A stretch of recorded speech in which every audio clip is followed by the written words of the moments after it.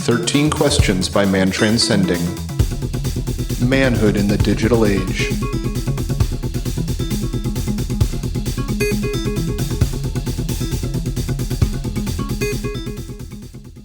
So what'd you think, Bill? Hey, that was really, really cool. I can't tell you how much I was looking forward to this interview. Well, that is good. And you scheduled it, so, you get to pat yourself on the back and enjoy and reap the reward. Yeah, we got to do a little networking, too. Hopefully he'll be popping up in a few other shows that... Oh, very cool. Are the circles that we run in, so that'd be neat. But yeah, I found Ken, I want to say it was on Revolution Radio, which is an internet radio platform, I guess. It runs 24 hours and you can pay to have, a time slot. And I think I heard him through that. Like there was a show, like if he was a guest on or something. Anyway, like I bought one of his products. So I've had him in the back of my mind since then. So that's like 5 or 6 years now. And, I just like to show or to share things that I use on a personal basis with the audience because I think they could benefit from it too. I mean, that's why we have the Shungite store. So, it was great. What did you think, man? We're hearing about the connection to Dr.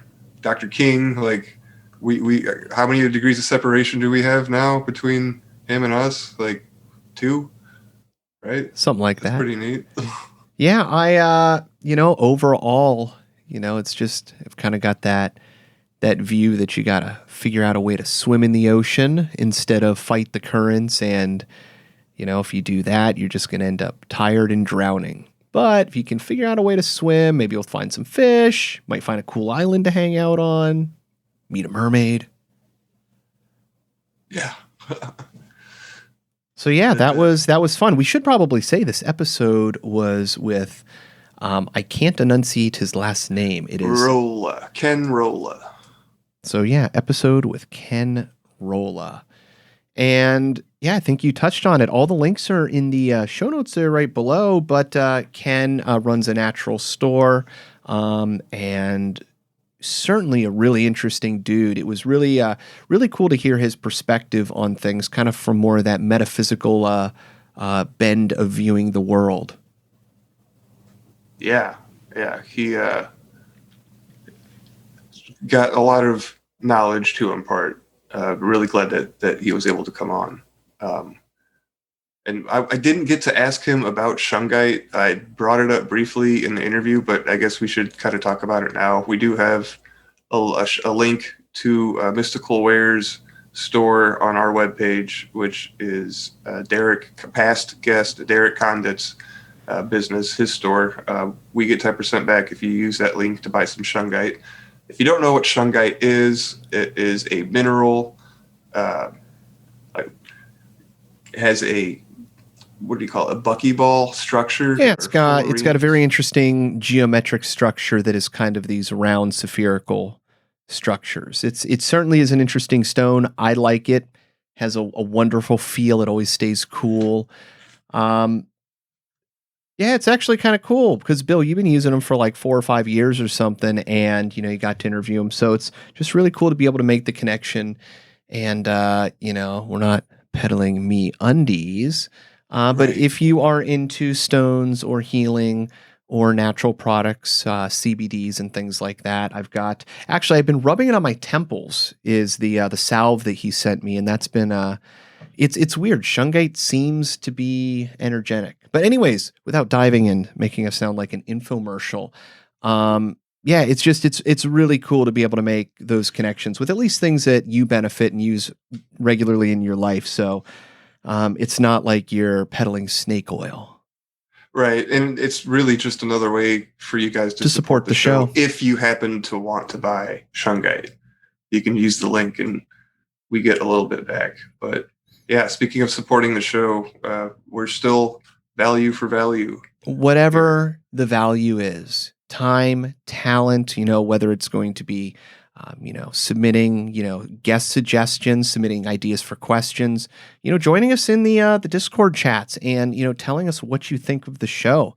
We're ever evolving, willing to take this, wherever it needs to go and grow and evolve too. And that is with you. That is with your feedback. You are the listener. The show doesn't exist without you. You are the most integral part of this system. And, it's really great to hear from you guys. And obviously, you can dictate the show. You can, bring people on that you feel are going to be valuable. We only have so many thoughts, ideas, and outreach for choosing guests. So it's always nice to have other people kind of, drop their thoughts in their mix and even help us out. If you know somebody, or maybe, somebody that just you want to listen to, you feel their wisdom should be immortalized, or if you think it's going to be something you want to listen to, I'm already on board. Hit me up in the private back channels. We'll make sure that you get some good enough quality that we can share with everybody.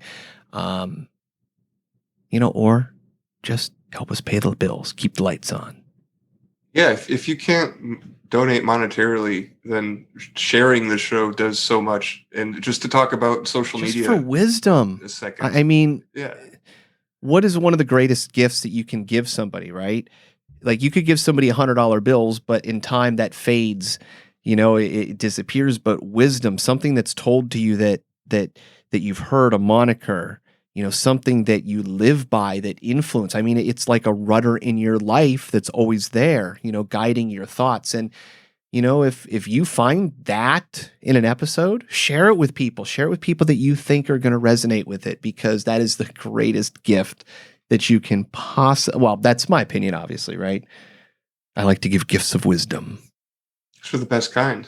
But and feedback, guys, get on Discord or Telegram. We have both of those going. Send us an email, 13podcast@gmail.com. We got the contact button, I think, on the website, 13 podcasts, 13questionspodcast.com. And what else do we got? All the links are there in your podcast app. So, open it up and start clicking away, people. Yep, it'll be in the show notes. I did want to give a shout out to JFK in the Discord chat. He's a listener, not the dead president. He's been hanging out in there with me a little bit. And then Nick, Kuziku, his screen name. I don't know if I'm pronouncing that right, but he signed up for monthly donation. So, yeah, use the socials. Talk to us. Talk to us, talk to others, grow yourself, share the show. What else we got? We got gratitudes, right, Bill? Gratitude segment. Do you have the jingle? Oh my God. I don't know if I kept it brought up. Hold on. I can't believe I'm not prepared.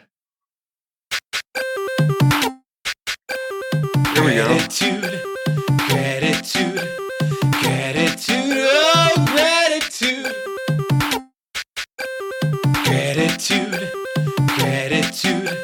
Gratitude, oh gratitude.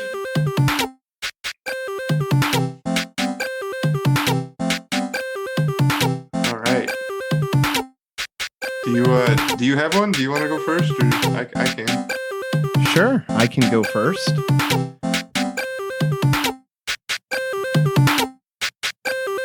on. Let me pause that. I can always fade it in the background later on. I forgot that it went on. I'm waiting for the lyrics. I'm like, yeah, come on, Felix. I feel like I'm being redundant, but it's just access to knowledge and information. And we kind of touched on it in this episode, but I'm thinking of just like remote viewing or tarot. I've been fascinated by the lessons that remote viewing has been, through experience, allow me to just gain new perspectives on time and how things and information can be perceived, and how that bleeds over into other people's perceptions and consciousness. And just having access to that gives me such an expanded worldview that, somebody has taken the time to put down symbolisms and archetypes into cards that, through some process of randomization or deep-seated knowledge allowing you to select these things in a way that just gives you insight, some sort of like archetypal, peel back the matrix and look at a bit of the base code.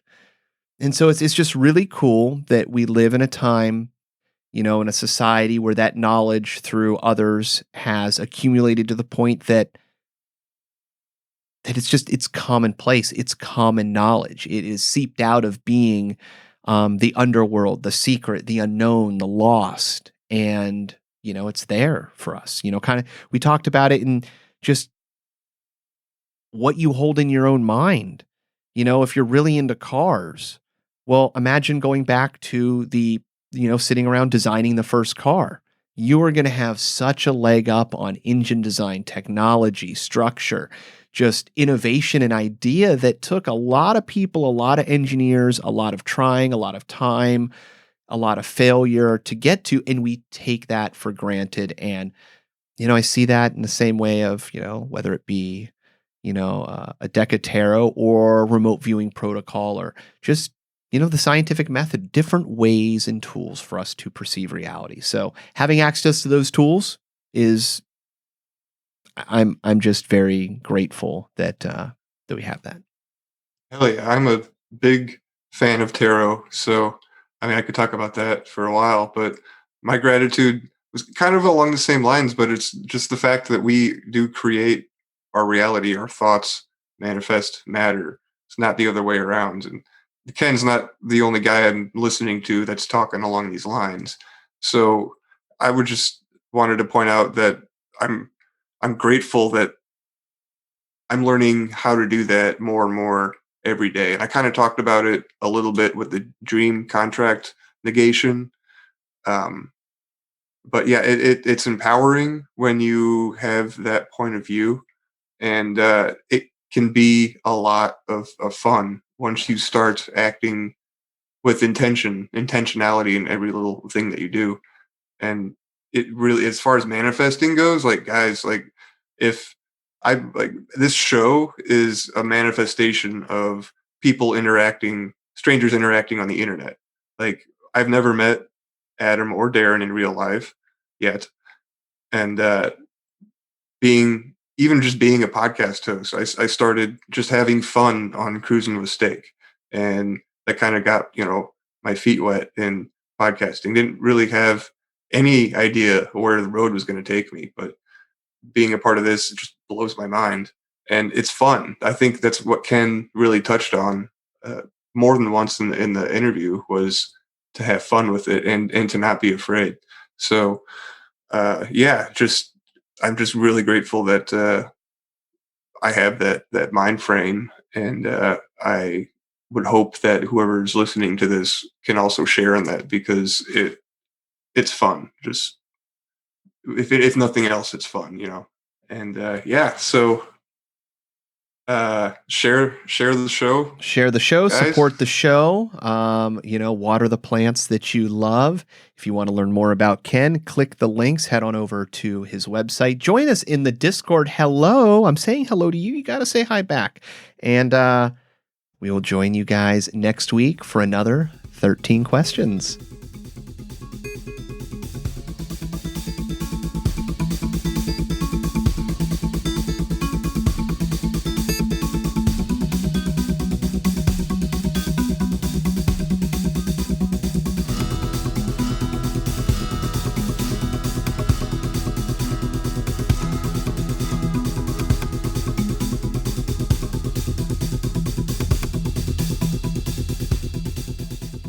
Right.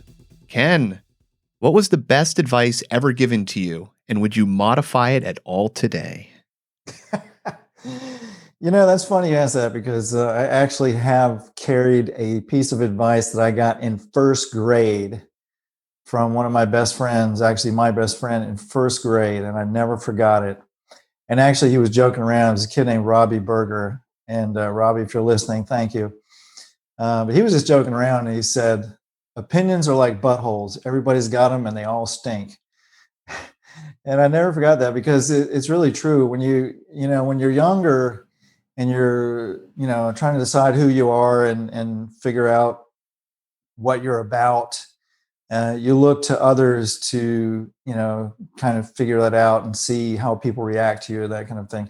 And as you age, at least with me, I've never been one to kowtow to what other people's opinions were, but as I've gotten older, increasingly less and less I care what other people think, and I don't care about people's negative opinions or positive of me.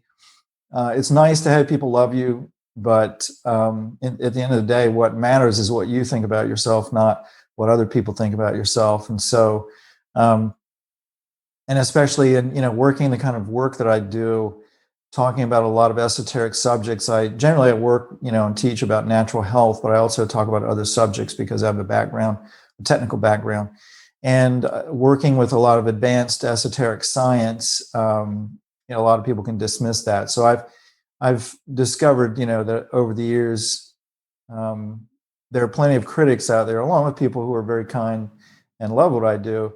But either way, you really can't pay too much attention to it, because if you pay attention to the positive stuff too much, then you get into ego, and that'll throw you off balance and cause problems. And likewise, especially if you pay attention to what the negative criticism of you, then that can definitely cause problems. And so I just really, I really think about that quote from my friend that, everybody's got opinion, especially these days with social media and that kind of stuff. And it really doesn't matter. My opinion doesn't matter either. It's like people ask me for advice or, to speak publicly and that kind of thing. And that's all fine and dandy. But ultimately, we all have to create our own realities. And so for me, that really means, being my own person and listening to my own inner voice, and, being teachable and learning from other people, but ultimately, being my own person and not worrying about applause or criticism either way, staying focused on what I'm about and what my mission and purpose in life is. So I would say that's probably the best advice I've ever gotten.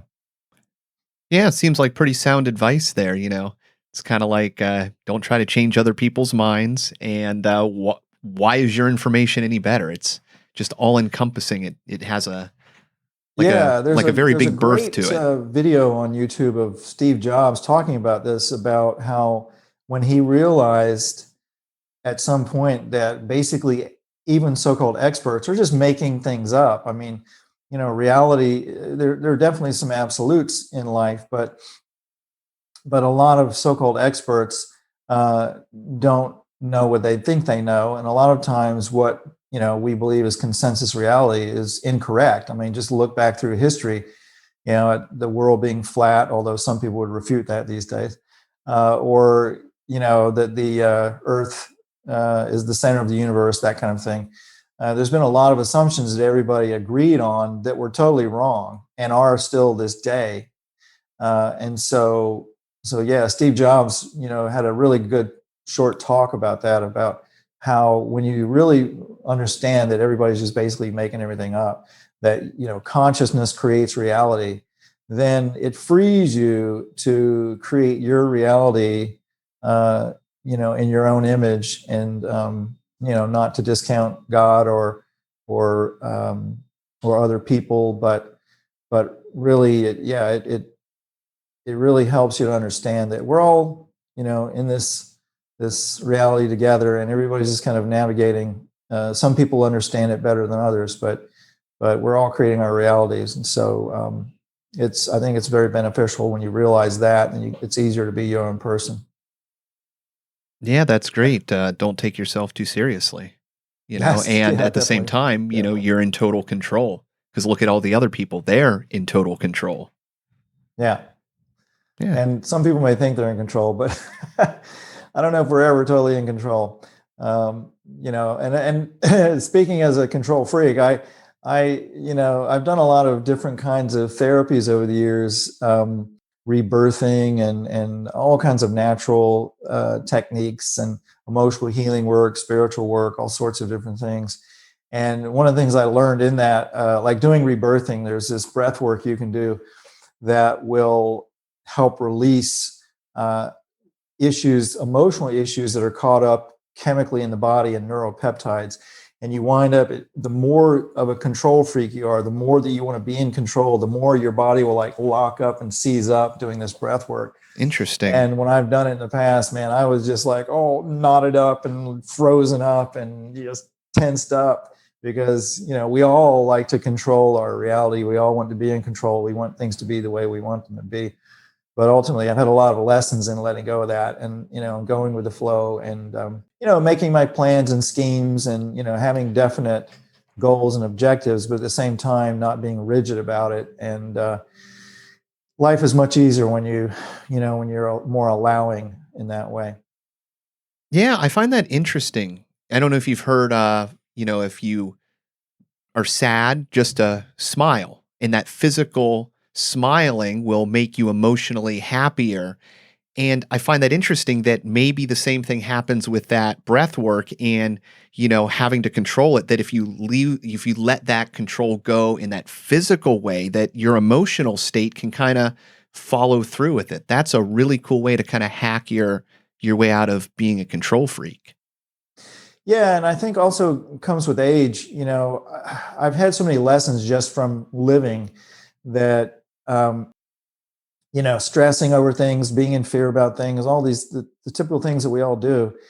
And eventually it just gets tiresome and exhausting. And, ultimately, the universe teaches you how not to do things by kind of smacking you upside the head, Right. in various ways. And so eventually, it's like I just was tired of the struggle and the fear or whatever, and just had to let go of it. And so when you let go, there's a great, it makes things much, much easier. And things also flow and happen when you do that as well. In my experience, years ago, when I was first starting my business, and it was a struggle in the beginning financially, and being in natural health, every Thanksgiving when it would roll around, money would get tight because people weren't interested in health during the holidays as much as they are the rest of the year.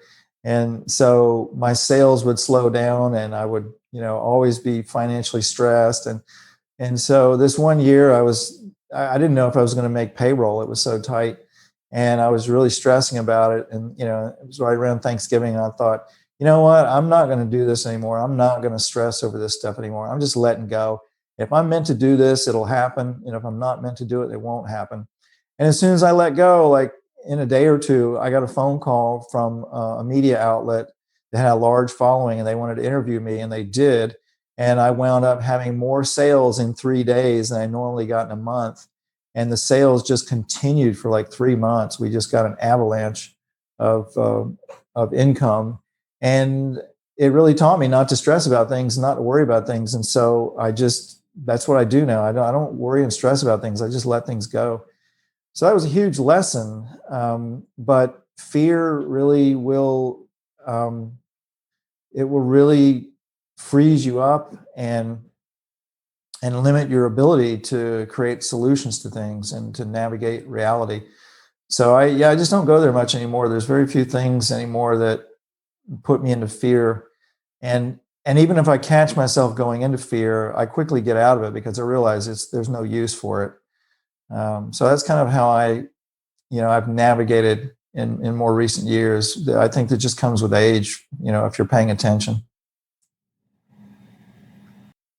What was the most important lesson you learned from your parents? I think the most important lesson was honesty and love.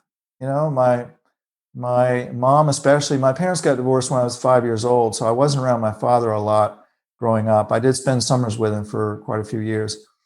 And he was quite a funny guy. I'd say one of the greatest things he taught me was having a sense of humor.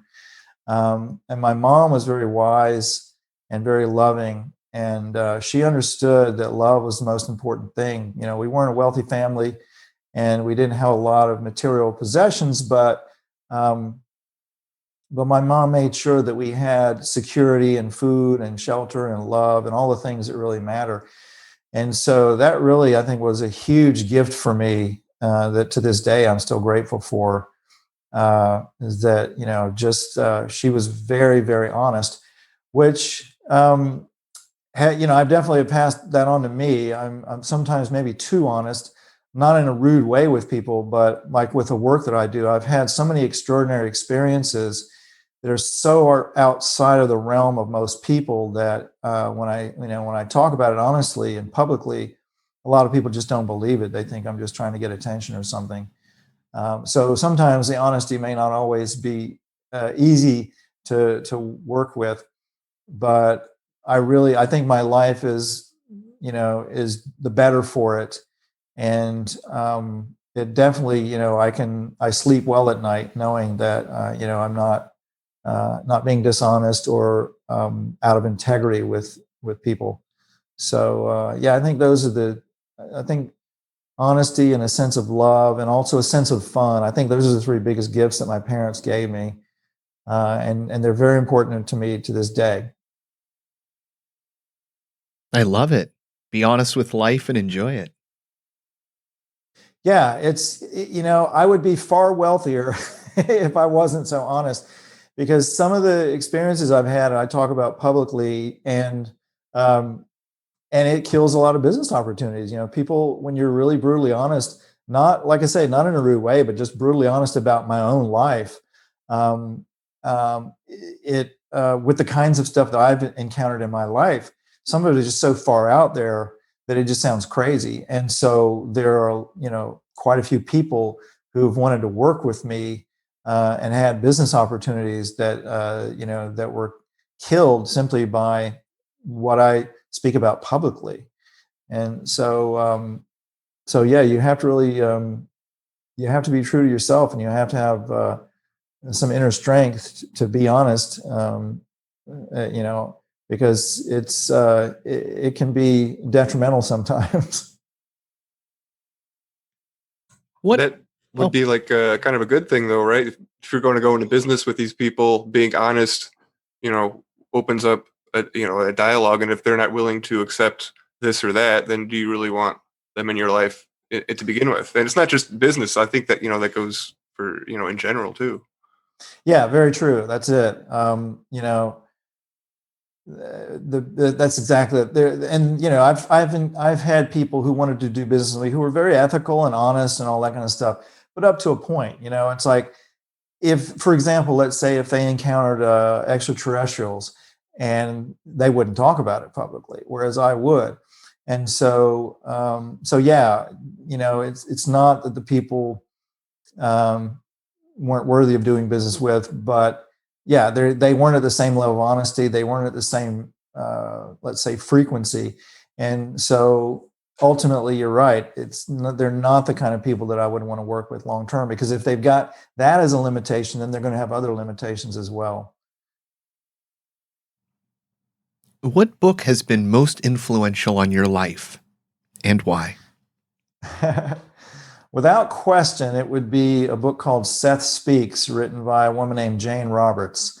And it's some channeled information. This lady named Jane Roberts, back in the 60s and 70s, channeled all of this information from an entity that called himself Seth. And I was in engineering school at the time at Arizona State University. I was in electrical engineering. And I'd always been interested in quantum physics and just understanding the nature of reality. And so, I was always exploring physics and the nature of things and esoteric stuff to the degree that I was aware of it. And but I always held these deep-seated beliefs within me that nobody around me held about the nature of reality in particular. And so I was actually at a party. I was at a friend's birthday party, and the hosts were, I was in my early 20s, and the hosts were probably in their 40s. And so I got to talking to the male host, and he was asking me, what my interests were, and I was telling him about quantum physics and this, that, and the other. And he said, "Oh, I'll bet you would like this book, Seth Speaks." And he pulls it out, and it was a little paperback, and started talking to me about it. And I thought, "Oh, okay, well, I'll check it out." And he gave me the copy. So I took it home, And I got home probably about 3 or 4 o'clock in the afternoon, and I opened it up and I started reading it, and I could not put it down. Because in this book, there were all of these ideas and concepts that I had always believed within myself, and that I had heard within myself, that I hadn't heard anywhere else. I hadn't heard it outside of me, especially growing up in the South in North Carolina in the 60s and 70s. I grew up in a very conservative environment, and in the South during the Civil Rights era. And so, these esoteric concepts that you create your reality, and that, consciousness can literally form matter and affect matter and these kinds of things. And on and on and on, all of this really esoteric stuff, which is I think it's much more mainstream now because of movies like The Secret, and, there've been a lot of What the Bleep Do We Know, movies like that. There've been a lot of movies and videos out, and people talking about this idea that you create your reality and how reality works and that kind of thing. But at the time, I wasn't exposed to any of that stuff, and it wasn't broadly out there anyway, even in the alternate medias. And so, I stayed up until 4 o'clock in the morning. I wound up reading that thing all the way through, the entire book all the way through. I couldn't put it down. I was so enthralled. And that book changed my life, because a lot of esoteric experiences I had, growing up as a kid that I didn't understand. It turns out I was having extraterrestrial contact. I found out years later when I had overt ET contact, physical ET contact. I was having all these, at the time I thought were weird, very vivid, colorful dreams and kind of altered states and things at times. And I just thought they were weird dreams and things, because it usually happen at night. And then, but I was given all this information in these dreams, and given downloads of information in these dreams that actually helped me now to develop advanced technologies that I'm working with now and inventing and developing to help humanity. And so that book was kind of like this external confirmation that these things that I had believed within me, somebody else, at least one other person in the world, believed it as well. And so that kind of opened me up to a whole new world of thinking and philosophy and spirituality, and understanding the nature of matter and energy and reality that I had not been exposed to anywhere else. I was used to kind of dumbing myself down or keeping quiet about the experiences I was having and the things I was seeing, for fear of people thinking I was crazy or whatever. And here it was in writing all of this stuff. I was like, wow. So, and it turned out that Jane Roberts had channeled a bunch of other books about the nature of reality. And they wound up, it was such profound information. Yale University, I believe it was Yale, either Yale or Princeton, one of the Ivy League schools, put her collection of works, the original manuscripts, in their library. And so those books now have, affected millions of people around the world. But back in the 60s and 70s, that was really esoteric stuff. I bumped into it in the early 80s. And at the time, Jane Roberts had just died. I think she died in 85. And so I never got a chance to meet her, but I really was very profoundly affected by it. And so those books now, for a lot of people, those books may seem like, kind of basic compared to a lot of stuff out there, like, say, Abraham Hicks. Abraham Hicks said that, Abraham Hicks is this channel material coming through another lady. And Abraham has said that he actually is what used to be Seth coming through Jane Roberts. But there's more and more of this kind of information out now. And so it's not as esoteric and unusual as it used to be. But yeah, without question, that book, and that led me on to other books by Jane Roberts and other people, that opened up a whole new world and sent me into a very different trajectory than I had been on. Yeah, we've had that answer before on the show with the guest Brandon Marlowe. He spoke about Seth Speaks, and I haven't read it, but I've read the Law of One material, the Ra from Ra. Is that kind of along the same lines? Yes, exactly. Yeah, I've read the Ra books too, and just in recent years. And, it's not an easy read because of the phraseology that this channel, entity used. But yeah, it is very much the same thing, that we create our reality, and it talks about extraterrestrials and how we fit into the intergalactic community and that kind of stuff, and how reality really works. And I think the more your beliefs are in line with the way things really work, the easier it is to navigate through life. And you mentioned dreams that you were having. Something I've been experimenting with personally is dream contract negation. When you wake up, you say that any contract or agreement that you entered into during your dream state that doesn't serve you, you no longer agree to. Is that something that you've heard of or know I about? haven't heard of dream contract nullification, but it's a great concept. I have done a lot of work with my dreams. Years ago, one of Jane Roberts' students, who was in her local channeling group up in Elmira, New York, Sue Watkins, her name was Sue Watkins. She wrote a book called Dreaming Myself, Dreaming a Town, because she had taken, after Jane Roberts died, she took the Seth teachings very seriously. And she was the editor of a small town newspaper in, I believe it was Vermont or Connecticut, somewhere up in the Northeast.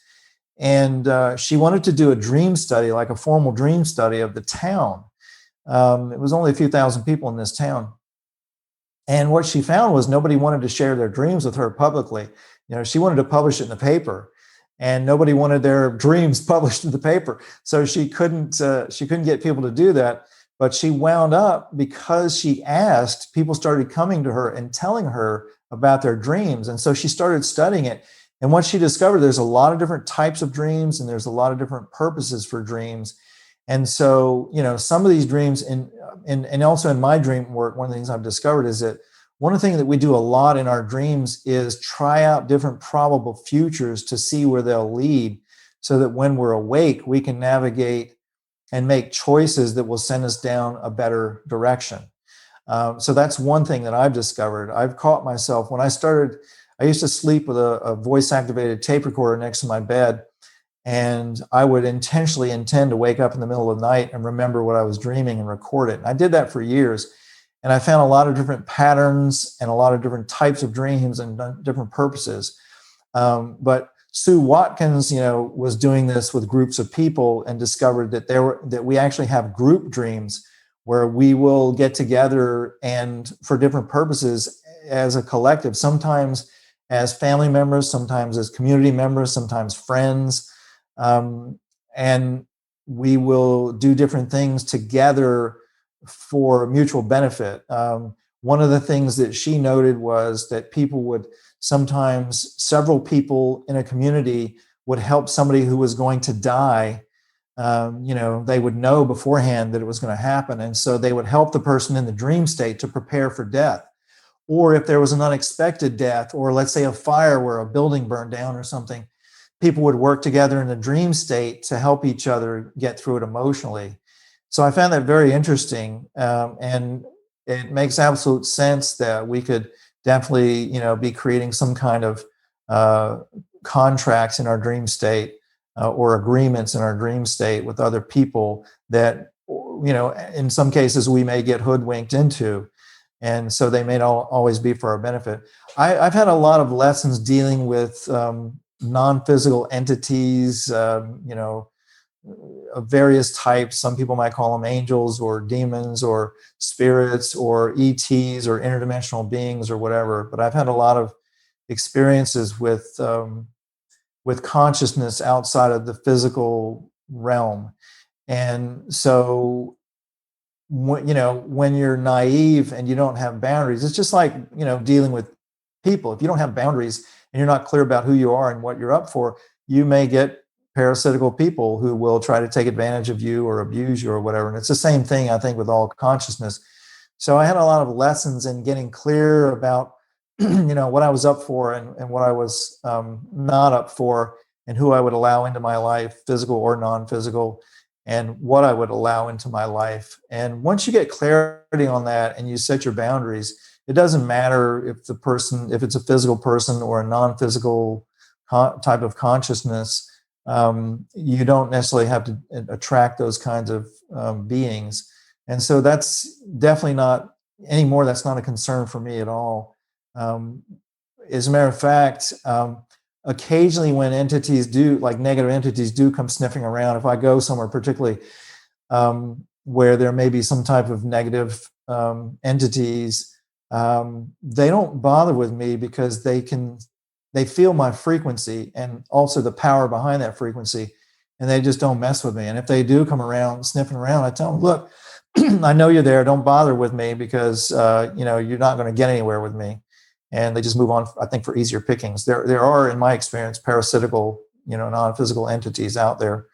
And then also, interdimensional beings, extraterrestrial beings that operate or can operate outside of physical reality. So, and then also my devices, I invented these little pyramid devices that put out a scatter field, and I've got them all around my house. And I've been told by psychics and people who can see entities that the frequency that those devices put out also drive away negative entities. And that seems to be true because here around my house, I just don't even ever experience anything like that. So yeah, but definitely, if you're, depending on what stage of life you're in and you're dealing with this kind of stuff in the dream state, you can study your dreams, intend before you go to sleep at night to remember your dreams or to wake up. And remember, if you want to have a recorder, voice activated recorder next to your bed, record your dreams. It's very interesting, the patterns and the things that you'll find in dreams. I found that there were definitely patterns to dreaming. And it, of course, has a lot to do with what your experience is during the day, because a lot of times you will process things in the dream state that you encountered during your waking hours. Particularly, if you got some issues with somebody or something, you may work through it in the dream state. And I'll give you an example of that. I had a friend who was, we were college friends, very close, and I hadn't seen him in about 20 years. And we got back together, and I was shocked when I first saw him because he had massive thyroid problems, and his eyes, one of the side effects in this case was his eyes looked like they were about to explode out of his head. He had pop eyes just beyond belief. When he went anywhere in public, everybody was taken aback because it looked like those little goofy glasses you wear with the eyeballs on springs that drop down. He looked like a living example of that. His eyes were bloodshot and they looked like they're about to explode out of his head. And it was because he was using 2,600 minutes a month of cell phone up to his head, and it fries your brain and it accelerates your brain, and that stresses the thyroid. And so I brought him to my house and spent 3 weeks working on him and got him healed up. But the first week, now, one of the reasons why this guy was in this shape was because he was from another country. He was from Cyprus, and he and his family lost everything in a war with Turkey. And so he had a lot of rage and anger about that was unprocessed and bottled up. And so he kind of became a doormat for people because he didn't want any kind of conflict, because he lived through this horrible conflict and lost everything. He didn't want to encounter any kind of conflict. And so he was basically a doormat for people. And he was on the phone so much because he was constantly doing other people's bidding, doing favors for people and, basically being a doormat. And so he had all this rage bottled up inside. So when I got him at my house and he's surrounded by all of these devices that slow the brainwave states down and relax you and de-stress you, they also will trigger emotional processing in the dream state at night. And so he was having these really violent dreams where he was killing people and chopping people up and cutting their arms and legs up and stuff. And he really hated it. It was really traumatic for him. And he would wake up in the morning and come to me and say, like, oh my God, I had these horrible, horrible dreams. Do I have to keep doing this? And I said, well, we can ease up on, these devices and things, but, the faster you go through this, the faster you'll be done with it and reach the other side. So it took about a week before he did wind up, getting through this. And then immediately he became a different person.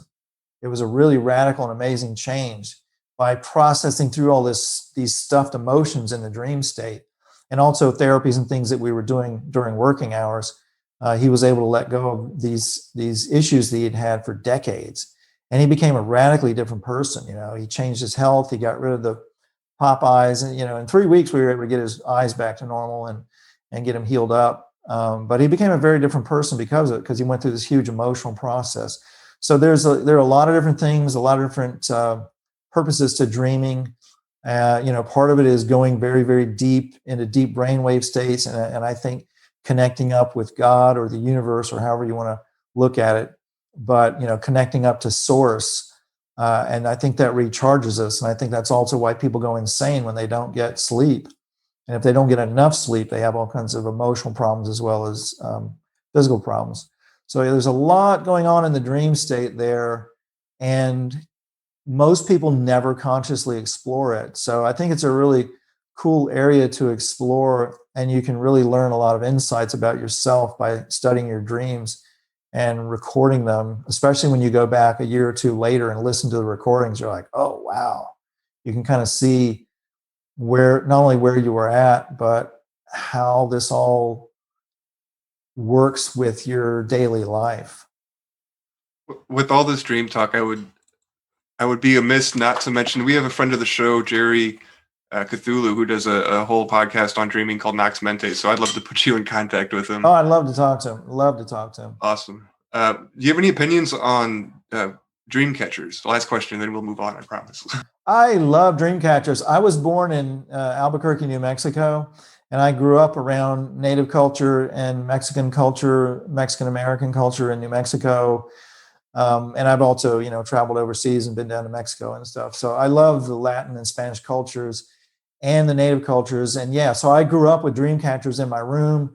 My grandmother, all my family had them in their houses, and I always loved them. As a matter of fact, I've got one in my office at work that somebody gave me, a really neat one. And I can't say as to what an impact they have, but I will say this, knowing what I know about scalar physics, the structure of a dream catcher, it is a scalar wave antenna. The materials and the construction of them, they are a scalar wave antenna. So it makes sense to me that they can capture scalar energy around us and rebroadcast a localized field that can affect consciousness. But I love them just because I grew up with it, and I love Native culture, and I think it's a really cool part of Native culture. What daily habits or rituals do you have? Well, my daily habits and rituals are not having daily habits and rituals. Honestly, my personality type and I think my astrological sign, I'm a Pisces. I'm not very good at doing rote routines over and over again. However, I do have some. And one of them is, it's not every single day because I'll miss days sometimes, but it's, taking care of my health, taking certain supplements, juicing, doing things like that. My health regimens, I do those mostly every day. Occasionally I'll get busy or whatever and I'll miss it. But that, like I take a detox nutrient cocktail every day, where, I've got certain superfoods and certain supplements that not only give me nutrition, but will detox my body on a daily basis, remove radiation from the body, help protect against EMF and those kinds of things. So that's one thing that I do every day. But in general, my personality type is not very rote and regimented. And so I use tools, organizational tools to, in business particularly, to stay organized and stay on track with my goals and those kinds of things. And then I also rely on other people around me who live with me or work with me who are very regimented and structured in their personality types. For example, my wife, she's a Virgo. She's very, very detail oriented. She's very, very much into doing the same routines every day. And so I'll rely on her for certain things. Some of my staff are also, they're Virgos and they're very detail oriented and very structured. And so they also help keep me on track with things. So I don't have a lot of rituals on a daily basis, but overall I do, keep structure and do have certain habits and patterns. I was actually trained, by many different people to break habits and patterns and to step out of our usual habits and patterns. So I actually practice that from time to time. You know, when I used to work in the corporate world, for example, I noticed working in a company with about 50 people that everybody parked their cars in the same spaces pretty much every day. It didn't vary much at all. And I thought it was funny. So I would kind of mess with people and intentionally go park where they normally would park just to see what they would do and to see if they would say anything. And because people kind of take ownership of their parking space and they don't like it when it gets taken.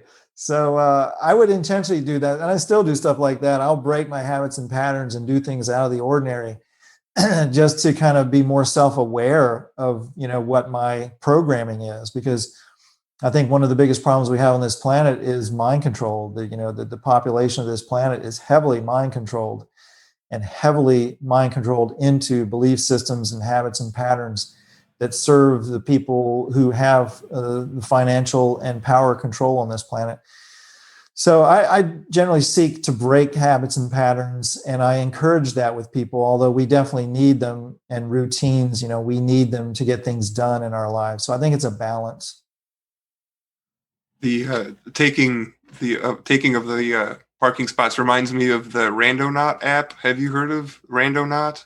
No.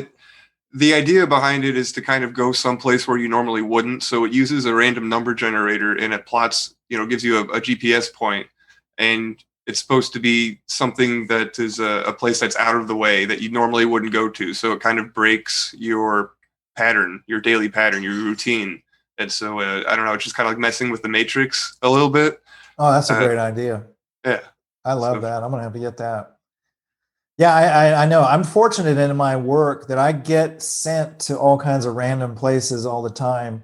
And I love it because there's all this serendipitous stuff that occurs when that happens. You know, it's like I'll get invited to go speak somewhere about, you know, health stuff, and then have the most bizarre, crazy, wonderful things happen. Like, you know, getting invited to a Native American fire ceremony, or getting invited to the Bosnian pyramids, and, you know, hanging out deep inside these tunnels in the Bosnian pyramids where people are getting cured of major, major illness, and just all kinds of things. So I think it's I think being open and flexible helps with that, but also I think that when you're in service to humanity and when you're in service to others, like the law of one talks about, you know, not just being in service to self, but being in service to others, I think the universe conspires to help you and to bring these wonderful experiences. So I'm just constantly amazed, you know, like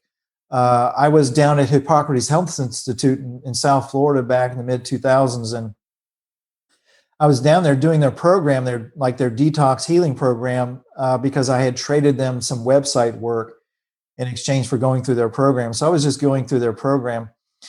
And when I was there, the directors of the place and my fellow students discovered that I knew a lot more about natural healing than most of the teachers there. And so they asked me to come and, you know, work there. And I didn't want to do that, but they became aware of my capabilities with natural healing.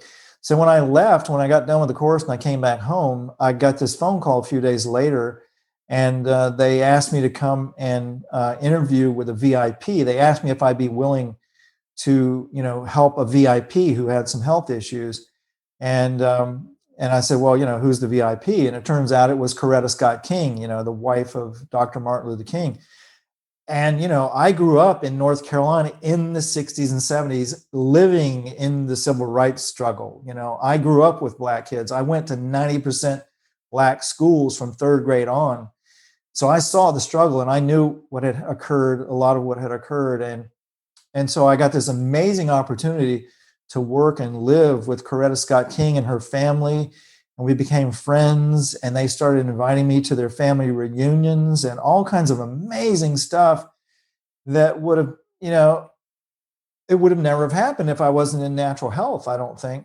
And so yeah, I think that I think there's also, I think I have a destiny. I think that I've just had so many crazy things like that happen. I think that, you know, there's guides or somebody, you know, like pulling strings to kind of make things happen. But I make my plans and schemes, and they're pretty mundane, like most people's. It's just, work a job, make some money, buy a house, car, those kinds of things. It's nothing esoteric. I'm not like, planning on, getting on a flying saucer and flying through the cosmos. But I keep having these most crazy, bizarre experiences that are wonderful for the most part. And I think it comes part and parcel with being open and, being in service to others and those kinds of things. I really think that the universe conspires to help you when you do that. I also think some people have come into this life with agreements before they came in. Because in my experience, we definitely reincarnate. I've had near-death experiences. I've died. I was in a motorcycle wreck and I died on the road and, went up the tunnel of light and had that experience. And so I learned personally that, this body is just a container for our consciousness. So I have memories of other lifetimes. So I think that the more that you experience existence and the more that you go through it and the more that your beliefs line up with how reality really works, the more that you have these magical, esoteric experiences and have a magical life. There's a great raw food teacher named David Wolfe, who's very famous. And he had a great saying that I love quoting. He said, if you want to have a magical life, you got to eat magical food, meaning, raw, living, vegan food. And I think that's also a big part of it. When you're clogging your body and your brain and your pineal gland up with toxic food, then it's going to shut you down and you're not going to be awake and aware and you're not going to qualify to have these amazing experiences. You're just going to live a very mundane life. So if you're watching the news and believing the mainstream news and eating GMO food and, living a toxic lifestyle and your brain and your nervous system are shut down, you're just going to have a very plodding, pedantic life.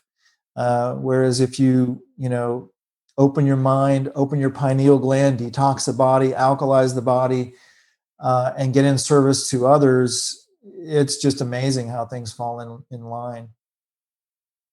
Yeah, it sounds like you figured out how to kind of hack the system or maybe learn to move along with the current instead of fight against it. You kind of catch the cues and once you start exploring a little more, the universe kind of opens up a little more. If you believe, there's more functions. Yeah, exactly, Adam. I think I like the second analogy better. Hacking, it's not hacking life, it's going with the flow, really. And it's not, it doesn't mean going with the flow where you have no direction or intent or plans or goals. It's, creating your plans and goals and intentions and definitely staying focused on them, but allowing things to flow in that pursuit. And so, yeah, most definitely. It's, in my experience, the people that I see that live with the most ease and the most grace and the most abundance and the most freedom, et cetera, are the ones who I think have been through many, many incarnations. They understand physicality. They understand how physical reality works. And so they go along with the way things work. And it creates a lot of ease in their life. I for example, last year I met this Indian guru who teaches meditation with pyramids. His name is Brahmarshi Patrichi. And I went to India for 3 weeks and visited with him. And he toured me around southern India to all of these pyramid sites that he had helped to build. And this man has helped people to build over 20,000 pyramids of various sizes, from little ones to gigantic ones that can seat 6,000 people for meditation. And I was just amazed at what this guy was able to manifest in like 30 years of doing this. He has attracted incredible people of influence, like the president and the prime minister of India, very, very influential people, very wealthy people who utilize his meditation techniques with pyramids to get profound results for healing and stuff. And were so moved by it that they helped him to manifest building more and more of these pyramids across India. And one of his benefactors had a great healing just by meditating, just by doing this simple meditation technique that this guy taught. And it was so profoundly affected him he wound up building this guy, not only building this guy a house to live in it, but he also built this entire resort with this giant, like 200, 300 foot tall pyramid that can seat 6,000 people, that people can come to as a resort and learn pyramid meditation and get healed up and stuff. So seeing what this man manifested, who, from India, didn't have a lot of money, it was just a very, very huge lesson for me that it doesn't, we tend to think as Americans that, oh, you got to have a lot of money to do this and that. And that's not necessarily true. When you really get that you create your reality and you really take responsibility for what you're creating, and you resolve your emotional issues and you resolve deep-seated programming that doesn't serve you, then life starts to flow and amazing things can happen. And so this is what I've been teaching for many years, is how to do this. If I were to ask your best friend, what is the one thing they would say you need to work on the most, and why? Well, my best friend would be my wife, and I'm sure she's got a laundry list of things that I could improve on. I think she would say patience, because I'm very driven, and I can be patient with certain things, but other things not. And so I think she would say that I could use more patience. We've been together. My wife and I have been together for 32 years, I think now, and so we've kind of figured out how each other works. And also, in order to be in a relationship that long, you've got to do a lot of work on yourself, and you've got to resolve a lot of your own issues. And it's not that it's not that I'm perfect or anything, absolutely not. But I have done a lot of work on myself, and so that helps. But yeah, I think my wife would probably say patience, kindness. It's not that I'm not kind, but I think very fast. I think visually. And so if I can visualize something, I get it instantly. And so usually I'm 3 or 4 steps ahead of whatever's going on around me. And so that can show up as impatience. And so I think that she would say that I should be more patient. Yeah, seems like a fair bit of advice in a crazy world. What are you most curious about? I'm most curious about how everything works. I want to know how the whole universe works. Even when I was a little kid, I looked to others who I believe knew more than I did to try to understand the nature of everything, the nature of the universe, how everything works. It's like I have curiosity in physics, in chemistry, in biology, in spirituality, in psychology, just every field I'm vastly interested in, and I find fascinating, because I want to understand how everything works so that I can navigate through it and just just understand it. And so my pursuits have been in those directions. I'm some people have called me a Renaissance man. I wouldn't go that far, but I have a lot of interest in a lot of different things, and in certain areas, I do have mastery and expertise, but I also rely on other people who are masters and experts in other areas to learn from, so that I don't have to learn everything myself. I would say that's one of the lessons I got early in life.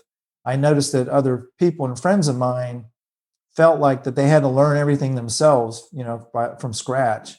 And that's a really long, arduous process to go through. I think it's much easier to learn from the mistakes of others so you don't make those mistakes yourself, and to learn from the experience of others. So I'm very often, listening to and studying other people's work.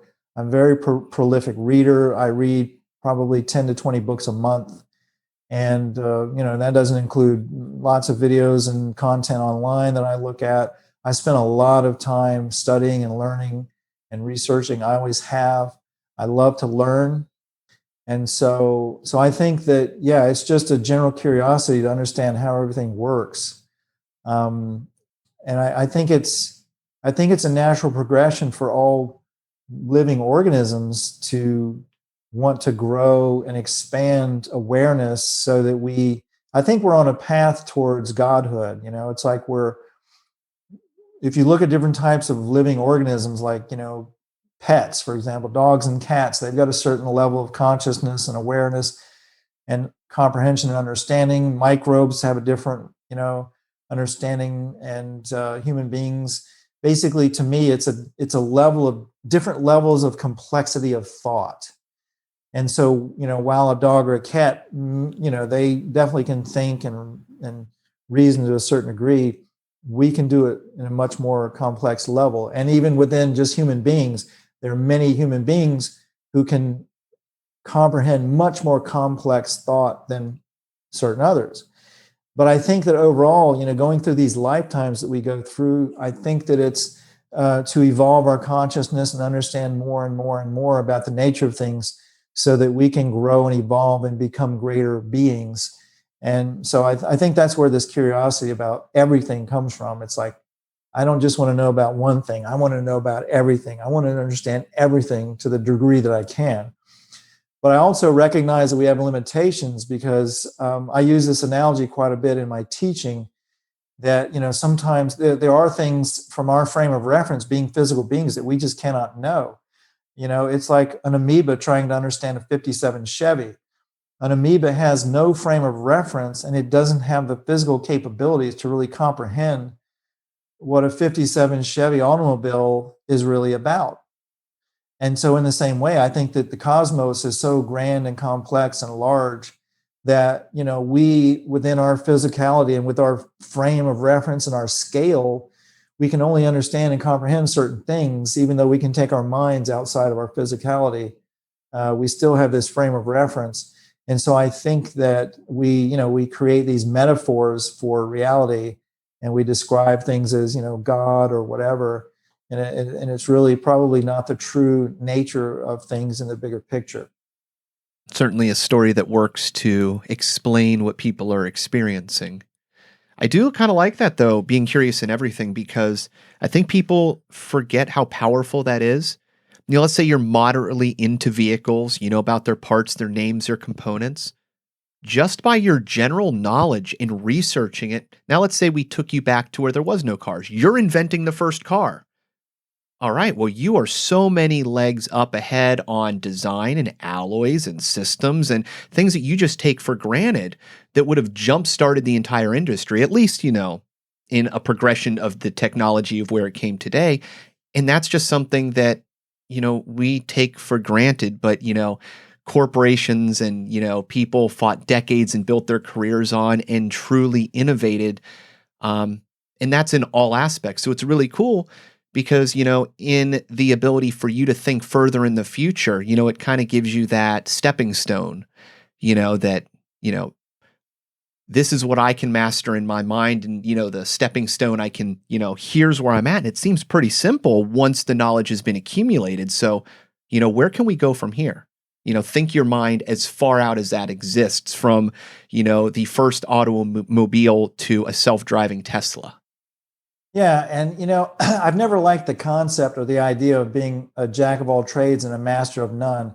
And so when I do pursue learning about something, I at least develop competence in it, if not mastery. And typically I like to master things. And, I've been around on this planet for 60 years, so I've had some time to master quite a few things. So, I can do plumbing, carpentry, electrical stuff. I've worked on many cars. I've rebuilt cars and rebuilt engines and electronics, electrical, all kinds of different things. I've had a lot of different jobs and a lot of different expertises.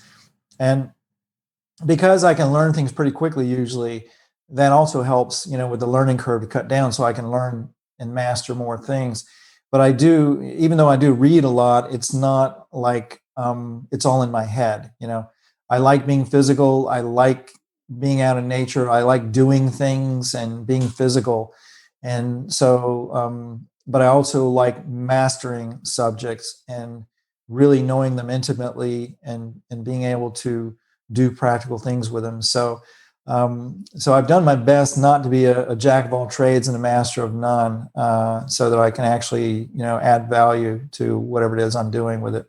Well, speaking of adding value and how things work, one of the things that we like to do on the show is to share products or things that have benefited us. And I know personally, I own one of your inventions, the Rest Shield. If you wanted to uh, kind of explain what that is and how that works, I think that would be great, because it's Okay. something that I have personally used for, I don't know, probably like 5 or 6 years now. And yeah, it's just something that I like to bring up and share with the listeners, because I mean, we also deal with shungite. Where Adam and I are big proponents of shungite. We have a link on our website to a shungite store. So just I would love to just promote the Rest Shield because I use it. So I just wanted you to kind of explain what that is and kind of maybe how it works a little bit. Okay. Yeah, I appreciate that. Yeah, because of this, interest even at a young age in quantum physics and stuff and understanding the universe, I've had, for example, I grew up, most of my friends growing up, their fathers were either engineers or physicists or some kind of scientist. So I was surrounded by that at an early age, and I got exposed to a lot of neat stuff. And then in the 90s, I got exposed. I went to a conference and got exposed to this guy named Yul Brown, who developed a water fuel technology. And so I started working with Yul Brown. I became a distributor for his water fuel device, his engine that he developed. Was trying to get out to the masses and change the world, because this technology could clean up the entire planet and power it non-toxically. So that was my first introduction to esoteric science and honestly true physics. What I was taught in engineering school was mostly wrong. It was fundamentally flawed. And so getting exposed to this advanced technology and real physics, it made a big shift in my life. And it also gave me knowledge that enabled me, along with other things I was getting exposed to develop my own advanced technologies. And so, it was probably in the early 2000s when I was, learning about EMF, electromagnetic fields, and the damage that they can do to living organisms. And I was actually down at Hippocrates Health Institute at this healing center, and they were selling these little EMF protection devices for cell phones. And I saw them, but I didn't pay too much attention to them. But I was on a cell phone call for about 3 hours. I got stuck on a really long cell phone call. And when I got done, I had a headache and a hot ear. And so I went and bought one of these little cell phone protectors from their store and put it on my phone. And I didn't think too much about it. But then the next day I happened to get stuck on another 3-hour phone call. And this time, no hot ear and no headache. And so I thought, well, wow, this is really interesting. How the heck does this work? And so I started studying it. And what I found out was that nobody really understood how it worked, or at least the people that were making it, they didn't really understand how it worked. They had probably bumped into some esoteric science like, Tesla or some other folks, and figured some things out and developed this product without actually understanding the physics of it. And so, I started studying it more and more, and also meditating on it because I get a lot of answers in meditation. And I started to understand how the physics of it worked. And so I wound up coming across one of Tesla's technologies that he called a personal oscillator, that he developed this little electromechanical device that was like a coil and a shaft. It was kind of like a little generator that would spin and generate energy, and it would generate these scalar fields. And scalar energy is a subtle energy that is really what everything is made of. There are different names for this energy, and people have called it all different kinds of things: chi and prana and orgone and tachyon energy and 0 point energy, and on and on and on. There's a lot of different names for it, but it's basically what it really is superluminal light. It's light energy that emanates from the centers of galaxies, because it's been discovered at the centers of galaxies, there's actually a superluminal sun at the center of every galaxy. So because the light, the photons that are coming out of it are traveling so fast, they're traveling infinitely faster than a conventional speed of light. And so it appears invisible or black to us and to our instruments. And so mainstream scientists call it, dark energy or dark matter or whatever. But it's actually light, and it's traveling incredibly fast, and it passes through matter like it's not even there, because it actually flows in between the subatomic particles of matter. And also the model of the atom that we've been taught in school is totally wrong. We're taught in school what's called the Bohr model of the atom, Bohr, and that they describe atoms like these little solar systems where you've got a nucleus surrounded by an electron spinning around it. Inside the nucleus, you've got a proton and a neutron, or protons and neutrons. And then inside of that, you got smaller and smaller and smaller particles, gluons and muons and leptons and this and that and the other.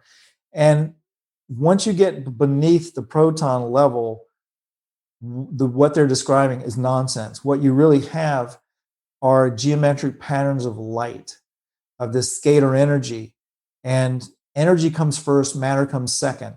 So this energy flows and creates geometric patterns. It flows in spirals and it branches as it goes, and it's relayed through the cosmos, not only traveling through space, but it's relayed in stronger lines of energy through the planets and the suns, because it's been discovered at the center of planets and suns, they have a black hole, which is actually a superluminal sun. So the entire cosmos is this web of superluminal suns inside of regular suns and planets. And as above, so below, this occurs at every scale of the cosmos. So at the galactic level, we have this cosmic web, as some people call it, of energy flowing through everything. And then when it gets to us, we are antennas that capture that energy and rebroadcast it in a local toroidal field or donut-shaped field. So galaxies have these toroidal fields, planets and suns have these toroidal fields, living organisms have these toroidal fields, and the energy continues flowing on below that scale down into cells and molecules and cell or atoms and the structures beneath them. And so we've got this energy circuit that really is creating everything, and this scalar energy slows down and coagulates into the matter and energy of the electromagnetic spectrum that we're familiar with and we can see and measure. So anyway, so this scalar energy is what everything's made of, and it's light, and you can do things with it because it can create an ultra matter. You can use it to create an ultra matter. And so there are people that have developed very sophisticated technologies, like Tesla and others. And now there are more and more of these very sophisticated technologies that can do all kinds of amazing things, healing or weaponry or all sorts of things. So I'm studying Tesla's personal oscillator, and I realized it's like this circuitry can be modernized with digital circuits. And so I did that. I experimented around for a few months, and I wound up coming up with this digital circuit that will generate scalar waves of a very specific frequency. And it turns out that frequency is what's known as the Schumann resonance, which is a pulsing in the Earth's atmosphere that slows our brains and nervous systems down, and it slows down all living organisms and de-stresses them, and helps you get into deep sleep states at night and things like that. So I originally created this circuit in just a little handheld pocket device, and it put out this pulse, and it worked really well. It worked incredibly well. And I was getting a good 8 hours of sleep at night. I didn't have any sleep problems. But when I first started sleeping with this thing, I realized what I had been missing. It's like you don't know what you got until it's gone. So I didn't realize I wasn't getting into the deepest brainwave states when I was sleeping. I was sleeping 8 hours a night. I felt fine. I had good health, but I didn't know what it felt like to get into delta and theta and gamma brainwave states. And so when I got with this device and I was sleeping this way, I got much deeper sleep. I felt much more refreshed, and I wound up only needing about 5.5 hours of sleep a night. And so that was the beginning of it. And then I started doing a lot of experiments and testing to see what impacts these energy fields would have on people, to see if they had any negative side effects or what positive effects they would have.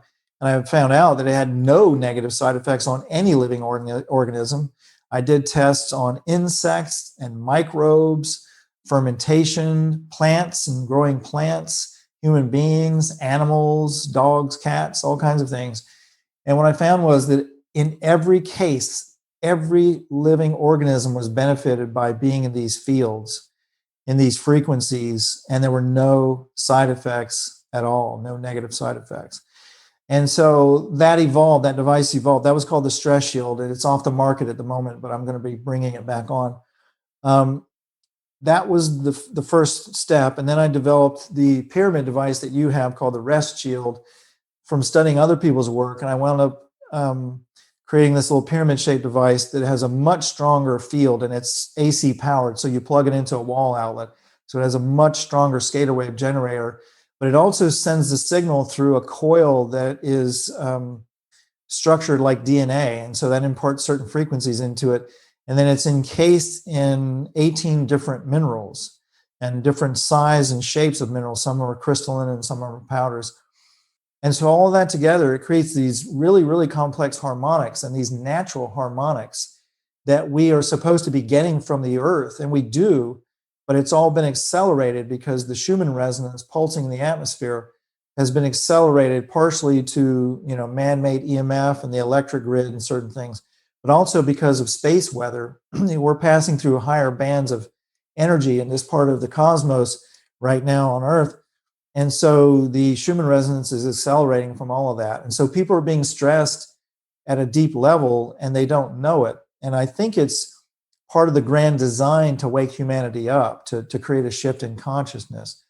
However, you can still have that shift in consciousness being in the old original Schumann resonance of 7.83 cycles per second or hertz. And so in my experience, it actually helps people to expand their consciousness and awareness. It improves meditation, it de-stresses people, it improves sleep, it improves plant growth, it improves honeybee production. So that, that's what that device does, and that's what I developed it for. And then when the Fukushima nuclear disaster occurred, I had already worked with Chernobyl victims and helped several Chernobyl victims heal from radiation poisoning. And so I knew what was coming as far as radioactivity from Fukushima to the United States, and I knew it would get here quickly, and it did. Within 2 or 3 weeks, that massive radioactive plume from Fukushima reached the United States West Coast, and then it covered the entire US. And then we started getting all this fallout coming down the rain. So I wanted to stop that. And I figured that somebody out there, because I had worked with advanced technology in the 90s, I knew that we had multiple technologies for neutralizing radioactivity. So I just went online and started looking for people that had scalar technologies that could neutralize radioactivity. And I found them. I actually found 61 different methods for neutralizing radioactivity. Actually more than that, but there are actually 61 patents around the world for methods for neutralizing radioactivity, including 8 in Japan. And typically when the people develop these technologies and they get them patented, they very quietly disappear because those technologies imply free energy and all kinds of physics that would completely break the existing control paradigm and energy paradigms on Earth. It would eliminate nuclear and coal and gasoline and all these ridiculous destructive energy production methods we're using. So anyway, I was studying all of this, looking for a way to neutralize radioactivity in the atmosphere. And I discovered that I already had the key components of the technology, and the rest shield technology was a part of that. And so I spent about 1.5 years experimenting and wound up developing this device that we now call the Home Shield, which is on our website at freshandalive.com. We don't tell the truth about what all it can do because I've had death threats and had to go into hiding when I got too public with what it can really do. But suffice it to say, it can clear all air pollution out of the atmosphere for a 75-mile radius, and it does all the things that the rest shield pyramid does with sleep and EMF protection, because the scalar field that these devices emit, they structure electromagnetic radiation and create what's called coherence, so that the waves that are normally coming at you from all different directions and bouncing off of surfaces, when they hit the scalar field, they all become parallel. So when they pass through the body, it's kind of like a stealth fighter. It's much quieter. It has a lower profile going through the body, so it doesn't interfere with cellular communication and other functions in the body nearly as much. And so anyway, so this Home Shield device, it turned out it worked beyond my wildest expectations. Clears a 75-mile radius of pollution, stops chemtrails, stops nuclear fallout. And when you clear the atmosphere of pollution, and it doesn't drop it down onto Earth, it sends it out into space. When you do that, it balances the charge in the atmosphere, and then you get normal weather for your area. So we put these things in deserts, the deserts green up. They don't get floods, but they get rainfall, and springs start running, and the grass turn green, the plants turn green, and everything just blossoms. We put them in places with drought, the droughts go away. We put them in places with floods, the floods go away. Here in Florida, where we have hurricanes, it stops hurricanes. We put them in Canada, where they've got 13-foot snowfalls overnight, things like that. That are not supposed to happen, and they get normal precipitation for their areas.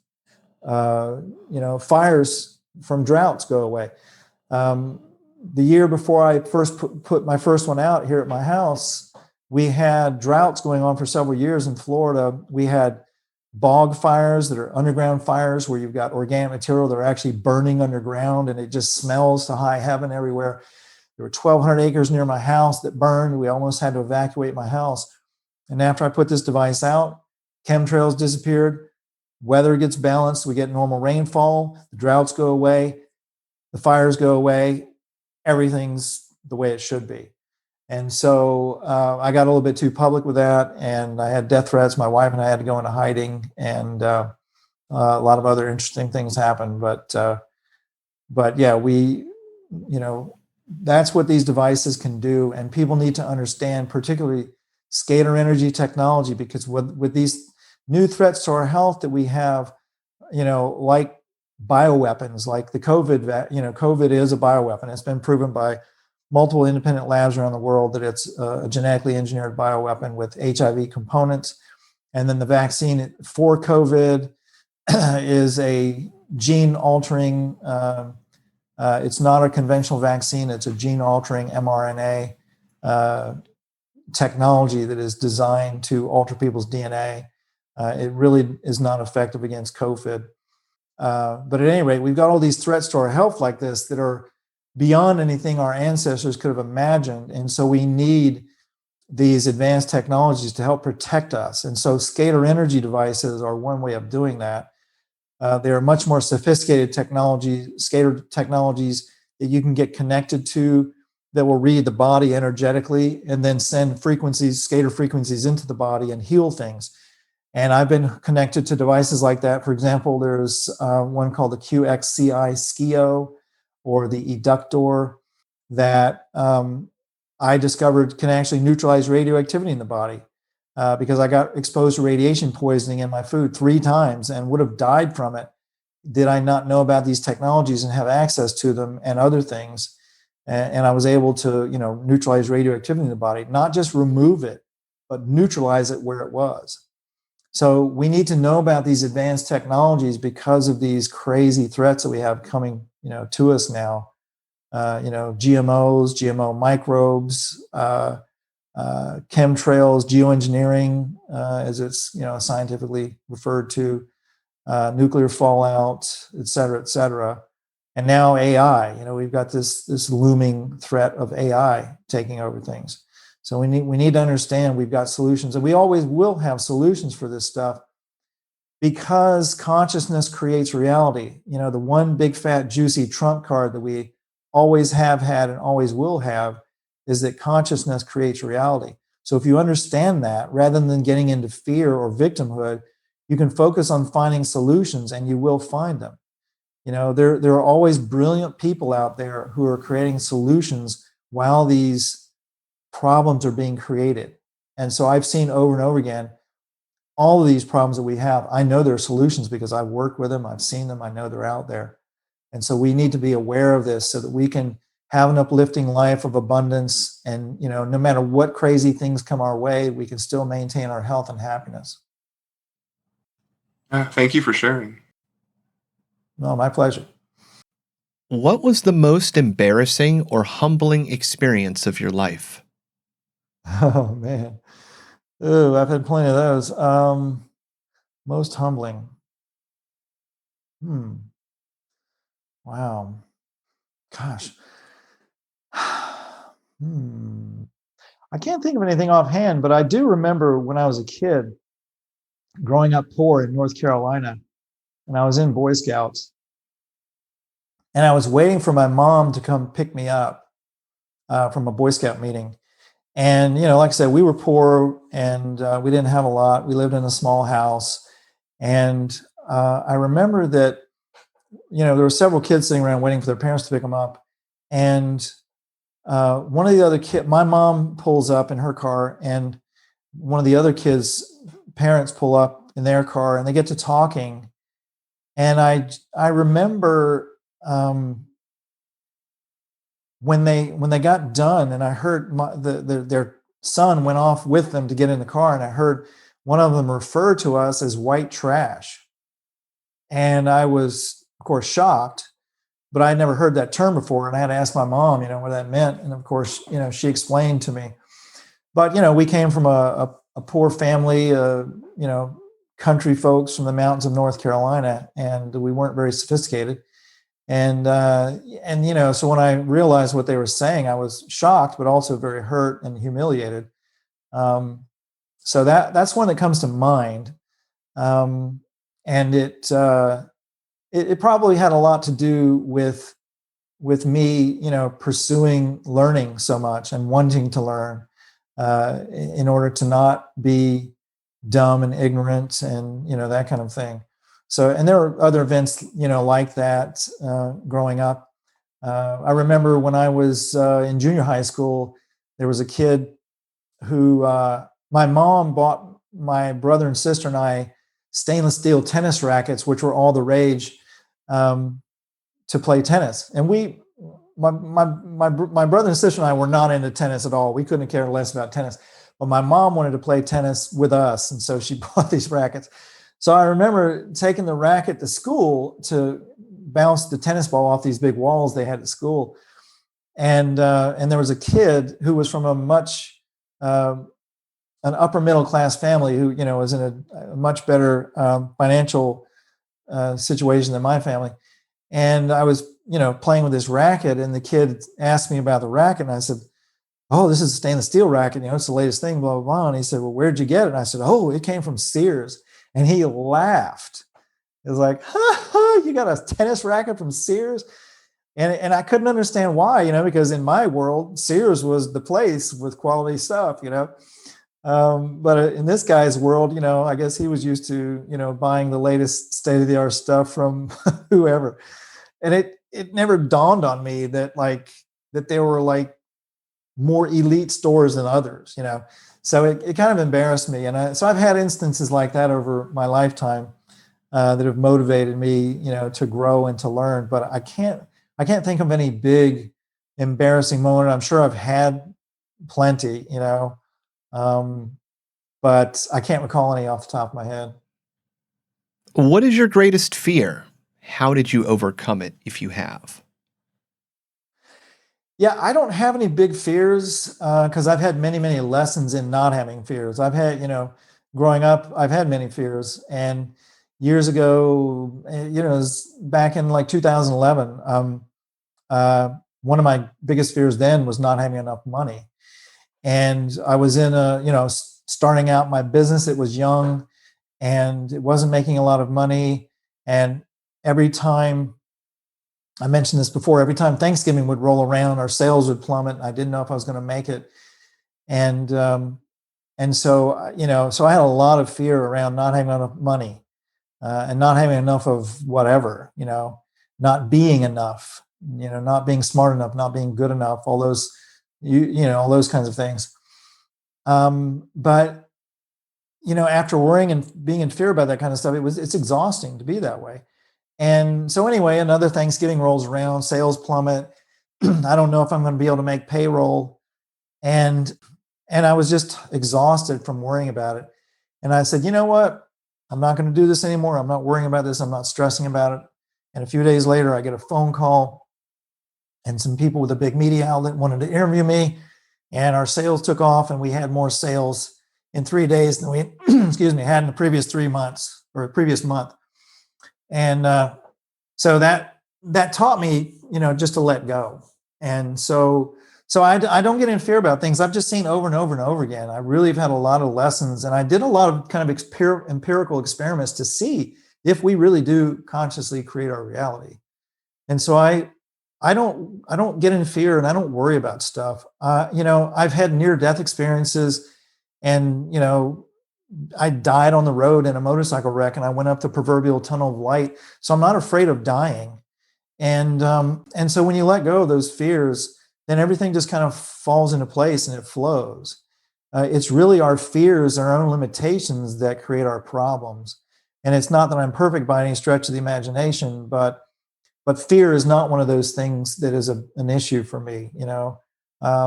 It's like, I'm not afraid of dying. I'm not afraid of public speaking. Obviously, I don't have the usual fears around things. And so I tend to be a beacon for other people that are in fear, to kind of help them not be in fear. So that's kind of how I view it. I really don't have a lot of fears around stuff. What quality do you most admire in a man? Why? I think the qualities I most admire in a man are being masculine, being, the true embodiment of what a man is, which to me is being strong, being kind, being patient, and helping others. With all of the sexual dysphoria being promoted on planet Earth, and a lot of the things that are going on, there are a lot of people that are confused about gender and sexuality and what it is to be a man or a woman or other. And so for me, with straight men, I mean, I've got friends and family who are gay, and I have no problem with that. But that's a whole different spectrum of being, and I'm not gay, so I don't know how to be gay per se. But to me, what I admire most in straight men, and really any man, is kindness, integrity, honesty, and helping others. I think the positive aspects of masculinity are utilizing our strength to help others, to be there for others and not to abuse it. On planet Earth these days, it's very popular for psychopaths and sociopaths to abuse their power and their strength to hurt and manipulate others. And so what I admire most in other men are men who are accomplished at, creation, getting things done. And that doesn't necessarily mean making money or building things or empire building or that kind of thing. It simply means being in command of their domain, of being a good person, having integrity, having good relationships with everyone of any gender or belief system.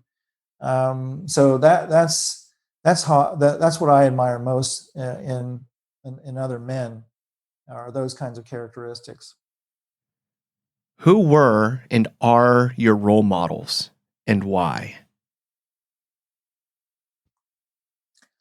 Well, growing up, my role models were mostly the parents, and particularly the fathers of some of my closest friends. Because I grew up with a single mom. My parents got divorced when I was 5 years old, and my father wasn't around. My brother and sister and I went and visited my father and spent summers with him. But I wasn't around him enough for him to be a role model. And quite honestly, he wasn't a great role model in some respects. And so the fathers of some of my best friends growing up were my initial role models. I had friends whose fathers were engineers and physicists. One in particular, my best friend in elementary school, his father was a brilliant physicist who was one of the developers of the integrated circuit and computer chip. And he would take me to his lab, him and his son, to his lab at this research park in North Carolina, and let us play with really high-powered lasers, burning holes through metal, and playing with all kinds of cool gadgets and gizmos. And then also we would build things at his house, televisions. We would, back in those days, there was a company called Heathkit where you could build electronics, with these kits. So we would do things like that, building things and constructing things. So he was a big, big influence on my life. And then some of the other fathers around me at the time were. And then in my 20s, I would say, then in my 20s, it was mostly books, mostly books. And then throughout the years, when I started working with technologies, Ewell Brown was one. He was a big mentor, and he developed water fuel technology, and he attracted a lot of people with esoteric inventions, free energy technologies, and other things, very advanced technologies that could help humanity. So he woke me up to this whole realm and world of advanced technology and physics. And then over the years, I've met quite a few brilliant scientists and inventors who are typically older than me, who I also looked up to, and also healers. There are quite a few healers that I looked up to and wanted to model myself after, like Dr. Gabriel Cousens is a big one. He is he used to have a living food center in Arizona, and he's helped thousands upon thousands of people over decades heal from so-called incurable diseases. So he was a big, and still is, a big influence in my life. Although I don't talk to him very often, he's still one of my greatest teachers. And then there have been some scientists and other people along the way who also were mentors of mine. Right now, there is a guy, I don't know if I should say his name. I suppose there's no reason not to. His name is David Schmidt, and he's the CEO of a company called LifeWave. And he's an absolute genius. The guy is an engineer, and he's developed some very advanced technologies for healing. And he's just an amazing, brilliant man. And he moved from California. We got connected maybe a few months before he moved to Florida, but he moved from California to Florida. And now he lives about an hour away from me. And so we get together from time to time and share knowledge and information. But he has been down the path that I'm headed down already. He's got many inventions, many patents. He knows a lot about he knows a lot about the things that I want to do with building technologies and things. And so he's been a big mentor of mine. And I looked up to him quite a bit for knowledge and expertise, and also just how to be a man, because this guy, to me, he really embodies the best traits of a man. He's very accomplished. He's very smart. He's very humble. He's very kind. He's very loving. He's very open. He's very honest. All of the things that I aspire to be, I think he embodies. And so he's one of my greatest mentors right now. But there are other people like that I bump into from time to time. Many of the people I work with, I aspire to be like them, and they're my mentors as well. People like out in Washington State, James Gilliland at East City Ranch. He's got this beautiful ranch out in the wilderness that's in an area with a lot of UFO activity. And so he has these events where people come in and basically have this big gathering and party, and everybody watches UFOs in the sky at night. It's a lot of fun. He's a really cool character, and I aspire to be more like him. And so there are a lot of people like that in my life that I learn from. But in general, everybody around me, I like to learn from to the degree that I can. Everyone's a teacher. That's right. Yeah, I mean, even you guys, it's like when you first invited me to be on this program, I went and looked at your podcast, and I was like, man, this is so wonderful what you're doing and so needed. And it's something that I very, very rarely get to do. I rarely get to talk about these kinds of topics that we're talking about. So, listening to your podcasts, I'm learning about people and ideas as well from you guys. So there you go. You're my mentors too. Very cool. It's awesome. I don't think we've had that answer before. Yeah. But yeah, one of the aspects of 13 questions that we like to emphasize is we want it to be open source. So we encourage our listeners to go out and find whoever their role models are and have, ask them the 13 questions and record it and send it in if you want to and we'll put it out as an episode. So if you wanted to do that, that would be great. Or if you wanted just to put us in touch with some of those people, we could, reach out and do something there too. Yeah, I'll do all the above. Awesome. Be happy to. Thank you. All right. What institution of society or structural aspect of modern life would you change given the chance? Religion. I think religions of the world have been hijacked to control people. And certainly it's not, the root source of all of our problems, but I think it's a major one. Because in my experience on this planet, everyone is being mind controlled out of their power in order to be controlled and basically harvested for their energy, for their effort. We work, we generate money through our efforts, and then we use that money to buy things and put it into an economic system, a monetary system that basically funnels that energy up into the hands of a small group of people on this planet that control the financial systems.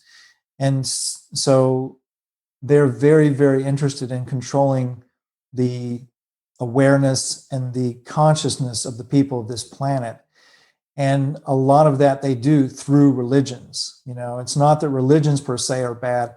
It's the way that they have been manipulated and twisted to control people and keep people fighting and divided and conquered.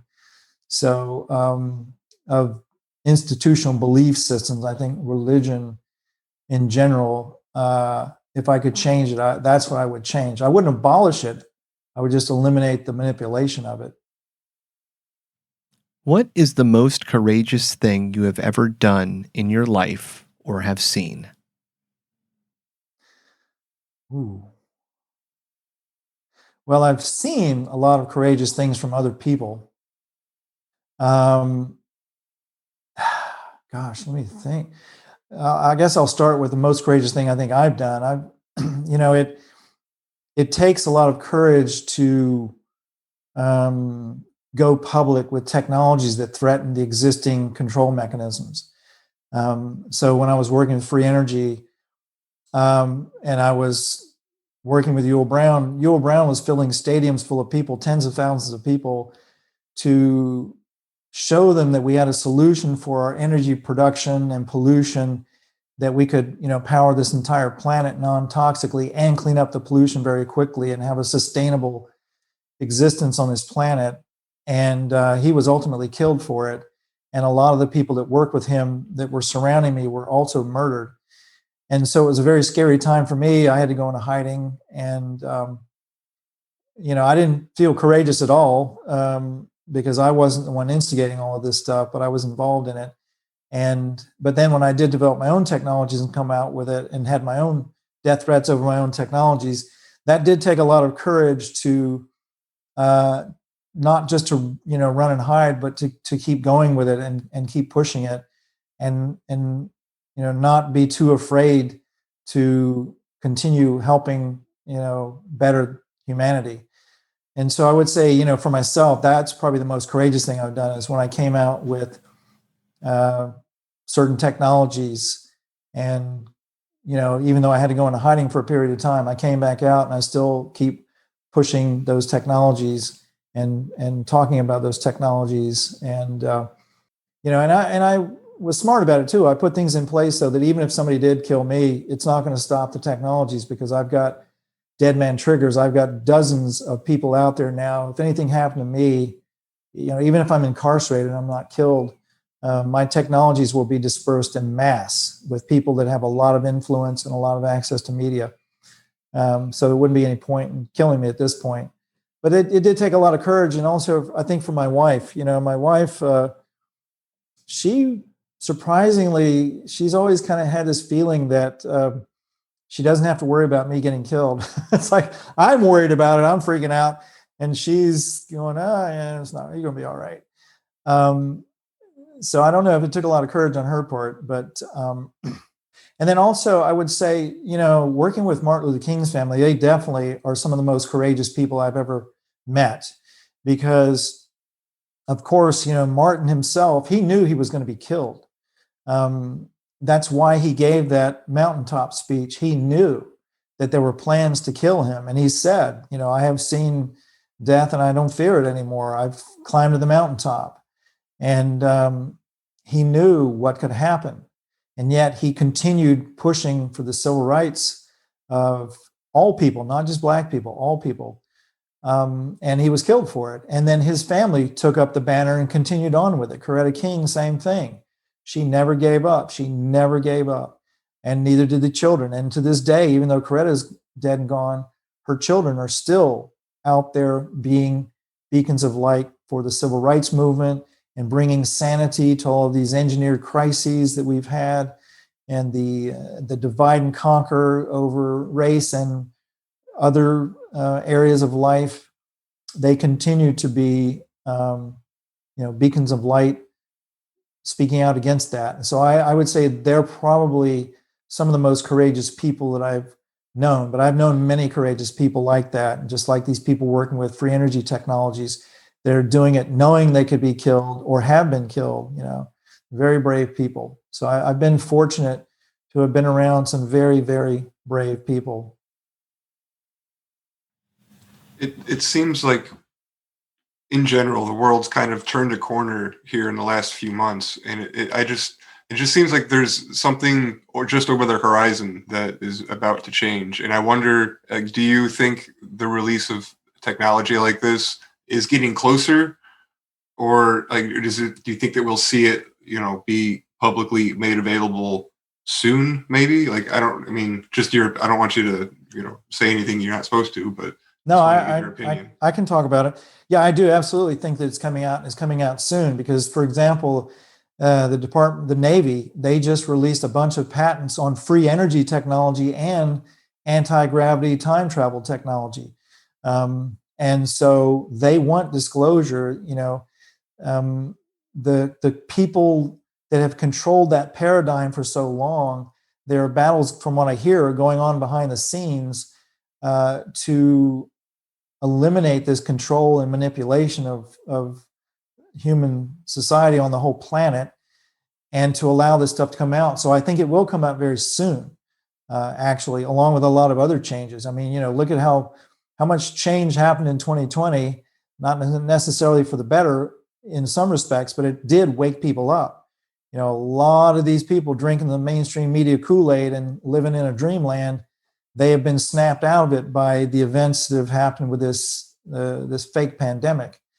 And so I think that's going to continue on with 2021 and beyond, until, the lies are gone, where we, either through psychic abilities, technologies, and just the structure of society, I think that it will become increasingly difficult to hide the truth, and it will create radical positive changes for humanity.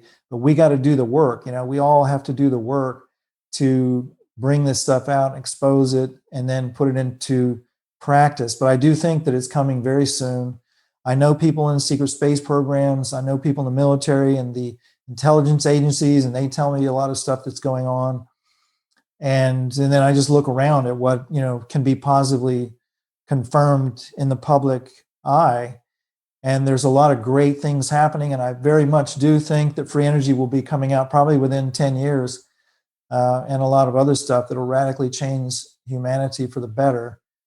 But we've got to get rid of the manipulation of Earth. And it goes beyond just the humans in power on this planet. There's been extraterrestrial interaction on Earth and manipulation for thousands of years. That's been coming out increasingly in the public eye. For example, Laura Eisenhower, the great-granddaughter of Dwight Eisenhower, she's come out exposing a lot of what Eisenhower knew, and he had, according to her and other people, he had met with 5 different extraterrestrial races, and that some high-ranking military people known as Majestic 12 signed treaties with at least one extraterrestrial race that was not in the interest of humanity. And so we've been under the burden of that for decades, and that, I'm being told, is being undone. So there's a lot of stuff going on behind the scenes that are being undone and improved, and the control mechanisms are breaking down. And, if you look at the fever pitch in the mainstream media, just the insanity in the mainstream media of trying to control the narrative, it's obvious that they're getting more and more desperate to try and maintain control over the consciousness of people on this planet. So yeah, I'm very optimistic. I think everything's going to work out really well. I think that the people that are trying to hold on to the old paradigms and the old way of doing things are going to suffer until they, stop hanging on to that and become honest with themselves and wake up and start looking at what's really going on and look at the truth. For example, it's like with this COVID vaccines, there are people lining up, can't wait to get their COVID vaccine even though they're untested. There's no liability if you're hurt or killed by these vaccines. And there's lots and lots of proof in the media, even in the mainstream media, showing that there are thousands upon thousands of people being maimed and killed by these vaccines. And yet people are lining up for it, right? So unfortunately, those people are going to suffer immensely and maybe even die to wake up the rest of humanity to these truths. But ultimately, people are going to wake up. And for the ones that are clinging on to the old paradigm, it's going to be a difficult process. But for the people that are progressive and open-minded and looking to the future, I think it's going to be a very bright future for those people. Yeah, I'm kind of along the same, I agree with you. I spend a lot of time on the internet. So just one of the theories that I've heard of deals with the Andromeda Council. And you had mentioned galactic councils before. And this particular theory has something to do with Martin Luther King's granddaughter or daughter becoming the president of the United States. Yeah. Are you familiar with that at all? Or? Well, I'm not familiar with that theory, but I have met her because I know the King family, and I met her when she was much younger, and I could totally see that happening. And also too, there are, if you understand reincarnation, there's the possibility that some of our past great people could incarnate and also become leaders again in the future. I worked with Dr. Patrick Flanagan, who was a brilliant scientist who developed a lot of really amazing technologies to help humanity. And he claimed that he was the reincarnation of Nikola Tesla. And a lot of people scoffed at that until he told the US government he wanted all of Tesla's papers and stuff back because they were his. And they, of course, laughed at him until he told them exactly what they had in their possession. And then they stopped laughing and they took him seriously. And then actually they started preventing him from helping humanity in the way he wanted to. So there are people that are, coming back that were great leaders that are helping out in various capacities. And so who knows, who may incarnate, and who knows if Martin Luther King's granddaughter isn't, reincarnation of Martin Luther King himself. Who knows?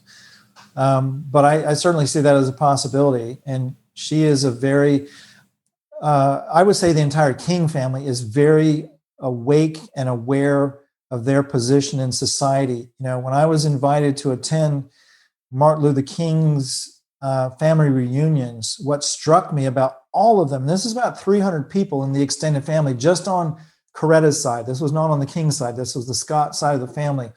But about 300 of them in the extended family, they all had a sense of power and a sense of duty and a sense of who they were being related to Martin Luther King and Coretta Scott King. They knew who they were. They didn't feel disempowered. They knew who they were. And that was one thing that was really uplifting to see about the King family. They all knew. They weren't egotistical at all. They were very egalitarian, but they had this sense of power. And that was one of the things that impressed me about Coretta. On the one hand, she reminded me a lot of my own mother. She was just this simple little Southern lady who grew up in, Alabama and became this civil rights icon. But she didn't have an ego around that. She was very kind and loving, but she also had a sense of power. Let me tell you, when it came time that she needed it, she pulled it out. She wasn't afraid to talk to presidents or whoever and tell them what's what. So yeah, I could see that with Martin Luther King's granddaughter and many others, in the King family and elsewhere. We've got a lot of really amazing young people stepping up to the plate. It's become part of the divide and conquer is to have the older generation bash the younger generation and vice versa. So you got all this millennial bashing and boomer bashing and all that. It's all divide and conquer. Every generation has its brilliant, genius people that change things for the better. And this generation of young people are some of the most brilliant. They're the ones that are going to save this planet, But together, we're all doing it. of every generation. We can't allow ourselves to be divided and conquered over age or race or beliefs or income levels or any of this stuff. It's all divide and conquer. We have to come together in unity and help each other and support each other. And so I think you're going to see a lot of really cool young people coming out, and there are a lot of really cool young. I mean, look at what you guys are doing. There's a lot of really cool, amazing people that are helping to shift this planet to a better place. So I'm very optimistic about it all. Phenomenal. Yeah, it's certainly a bright future ahead of us, even if you have all that backbiting and infighting. I think so. Yeah, I really think so. What does it mean to be a man in today's world? Well, I think in today's world, to be a man, it's more challenging from the standpoint that the powers that be, are manipulating us, manipulating the sexes to divide and conquer us. And so I think it's more challenging to be a man or a woman or a gay person or whatever than it ever has before because of this manipulation. So I would say, in the past where men could be and embody the positive characteristics of masculinity with less friction, it's, we have to be sensitive to the needs of others, other genders, other people, but we also have to be men. We have to embody the best aspects of being masculine.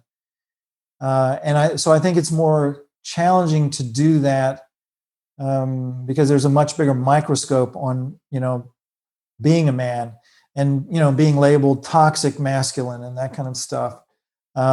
It's just divide and conquer. There are the beneficial, the positive aspects of femininity and the positive aspects of masculinity. Those can merge and meld and provide.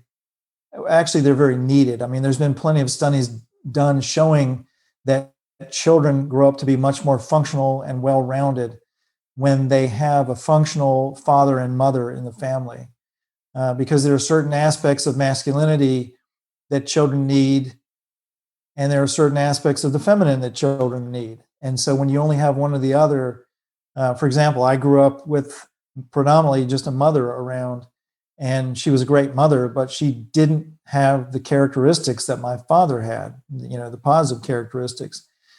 So I think being a man in today's world is really being a man like the positive aspects that have always been a part of being a man, and not being ashamed of it, but also, relating well to women and to other people of belief, whatever beliefs and genders, and being a shining example of what a man, the positive aspects of what a man can be.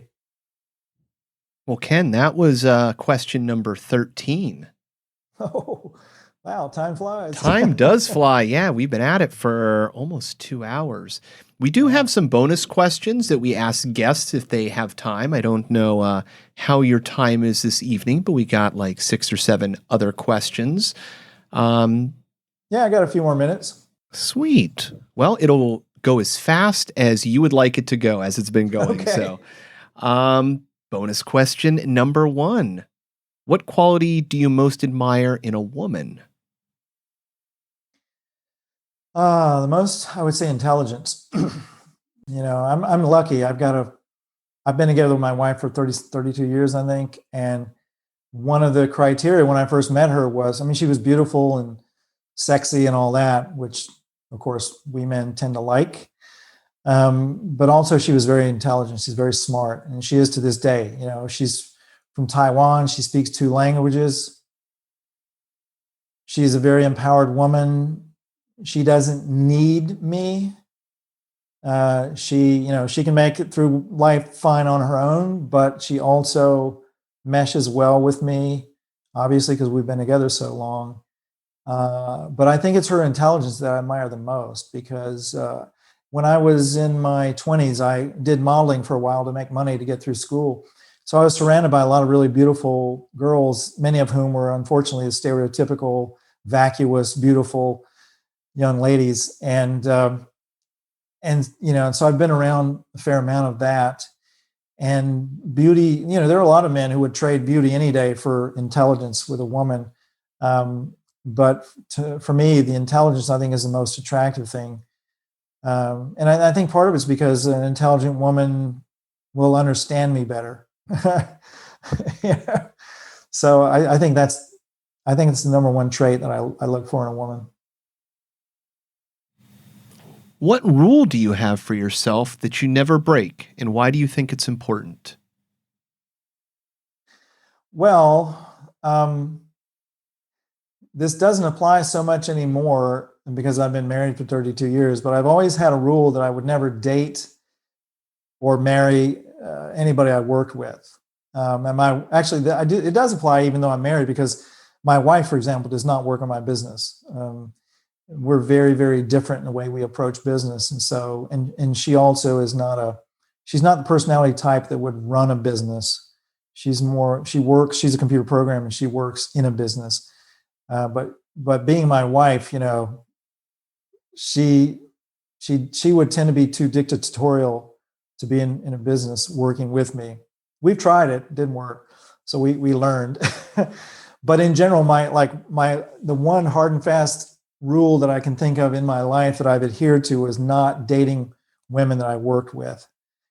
Sometimes I would date them after I left a job, but I didn't, because if it doesn't work out, then you've kind of got an awkward situation where you're, working with somebody who you were intimate with. And if there's bad blood or whatever, if it just didn't work out, it can be awkward. So I didn't want that interfering with my work. And so that's one kind of hard and fast rule that I adhere to. Yeah, that's a great answer. That was actually one of my answers when I did the question. So yeah, I agree with you 100%. Yeah. What would you tell your teenage self? Well, the first thing I would tell them is you create your reality. I actually mentor my brother's son quite a bit. He's 18 now. And this is one of the things I told him. It took me 20 some years to hear it from somebody outside of myself. And then it was in a book. And so I do mentor quite a few young guys and my nephew. And that's one of the first things I tell them is, look, you need to understand you create your reality. And I give them examples and, show them how it works, the mechanisms of it. So that's one thing. And then the other thing is, letting go of fear, and pursuing your dreams, because we've been conditioned to settle and to be afraid. And, we're constantly being bombarded with stuff to make us afraid and live in fear. So when you really let go of the fear and you live life to its fullest, you just have a magical life. So those are the kinds of things that I would teach my teenage son, and actually still do. My wife's nephew from Taiwan, it's Chinese, he moved in with us when he was about, I think he was about 11, 12 years old. And so I was able to raise him for a few years and mentor him. And these are the things that I taught him and still do. And, in the beginning, he didn't really believe it or get it. But just being exposed to that, it kind of puts this bug in your ear that as you're observing life, you kind of go, well, is this really the way it works or not? And then he's had the opportunity to, experience some of these amazing things in my life, like going to India and speaking in front of 15,000 people, or going to the Bosnian pyramids and meeting people that have been healed of, life-threatening diseases and things like that. So when you get around somebody who's doing an amazing job of manifesting their life, it's very inspiring, of course, but it also makes you want to understand how it works so you can do the same thing. So those are the kinds of things that I would teach a teenage son if I had one. What turns you on creatively, spiritually, or emotionally? Being around other brilliant, amazing people. I'm very fortunate in the kind of work that I do that I get to bump into world-renowned scientists and healers and swamis and gurus and shamans and just all kinds of really, really fascinating people that are doing amazing things in life. And so that's really what turns my crank, is just getting to hang out. And it doesn't mean people that are accomplished and making lots of money either. It just means people that are masters of creating what they want and getting the life that they want. And so I've got, friends who are living very simple lives intentionally, but they're just fascinating people to be around. And so that's what really excites me, is hanging out with people like that and being in community with people like that. And so here where I live in Florida, I've kind of accidentally attracted that. We've got a small community of people that are moving in and into this area and that are a lot of fun to hang out with. And we get together and we have amazing times and get to have amazing adventures going and doing things. So that's what turns my crank. That's what excites me. What is your single greatest driving force in life, and how do you further it? My single favorite, my biggest driving force is just having adventure, having fun. That's a good one. What motivates me is all the things I do. It's fun for me. What is life worth if you're not doing at least that, right? Yeah, that's it. I mean, why do anything if you're not enjoying it, right? So it's got to be fun. It doesn't have to be, quote, exciting necessarily, because it's not always exciting, but it's fun. It's like even doing the mundane aspects of running a business sometimes can be fun. But in general, for me, it's like the moment I'm in a job or doing something that I don't enjoy, I got to change it. When I was in the corporate world, I enjoyed my work. I got to work with great people and technologies, and it was great. But eventually I'd kind of been there and done that with it, and I got bored with it. I had to get out. So for me, what excites me in the prospect of the future is whatever I'm going to pursue, it needs to be fun. So I look at, yes, I want to, for example, develop technologies that can help humanity or solve a problem. That's fun for me. I get to go and hang out in a workshop or a lab and experiment with things and build new things and then see what it does and meet people because of it that are really cool, and then have all these amazing esoteric experiences along the way. So it's got to be fun. What do you choose to ignore? Fear. That's easy. Seems to be a pretty core thing in your life. Yeah, it's a core value for sure. I don't see the reason in getting in fear about stuff, because what's the worst can happen? You get killed, you get tortured. I have a high pain threshold. I was an athlete in college and high school. I don't know. That stuff those kinds of things don't worry me. And I've seen over and over again, I've seen lessons that I really can manifest my reality. And so I just don't get into fear. So that's, fear has no place in my life. Well, Ken, the last question. What do you hope people will say at your funeral? I hope people will say, wow, we had a good time when he was here. More fun. I do like having fun, and I make it a point to have fun with other people, even if we're working or whatever. It's like my employees at work will tell you, I love talking trash. I love joking around. I love goofing on people. And I like having get-togethers. We'll have bonfires here. I'm fortunate here at my house. We're on 5 acres. We have an island in our backyard where we have bonfires. And I invite all these people over, and we have potlucks and bonfires and shoot fireworks and blow things up. Sometimes I'll make explosives or whatever and have fun. But that's what I enjoy the most. Well, Ken, that was really awesome, man. You were very thorough there. I love your view on just having fun in the world and having no fear and trying to, find your way. You try to swim in the waves and navigate your way through a reality that's going to work for you instead of fighting it. Yeah. Yeah, I mean, that's it. I've had plenty of scary incidences and things, but they were all lessons to not be afraid. And, every time I came through them. And so I've just had lesson after lesson after lesson, that it's like when you let go of the fear and you stay focused on what you want to create, there's universal law. The universe works in certain ways. There's certain physical laws. And so when you're operating within that, you don't have to worry about being hurt or killed or whatever. And even if you do, I mean, there's worse things, like living a life of a mundane life, living a life where you're not happy and you're not fulfilled. That's far worse than death to me. Yeah, I would agree. I just wanted to thank you for spending the time with us. I mean, you're somebody that I look up to, and I've just been looking forward to this interview for a long time. So yeah, thanks for coming on the show. I appreciate that. I appreciate it. And like I say, if you guys I know you're already in Florida, Adam, but if you guys ever want to come over and visit, you're welcome to come hang out. That'd be awesome. And, we'll meet some of my other friends and have some fun. Cool. Yeah. I can't say I've been up that way in quite a while, but if I ever am, I'll keep you in mind and see if we can't do something. All right. Very good. And did you want to tell the listeners about your website? I don't think we've actually mentioned it yet. My main website is freshandalive.com, where I do most of my teaching and dissemination of information is in my private membership site, which is only a one-time $5 fee. It's just to get you into a private membership contract so that our speech is protected, because commercial speech isn't protected.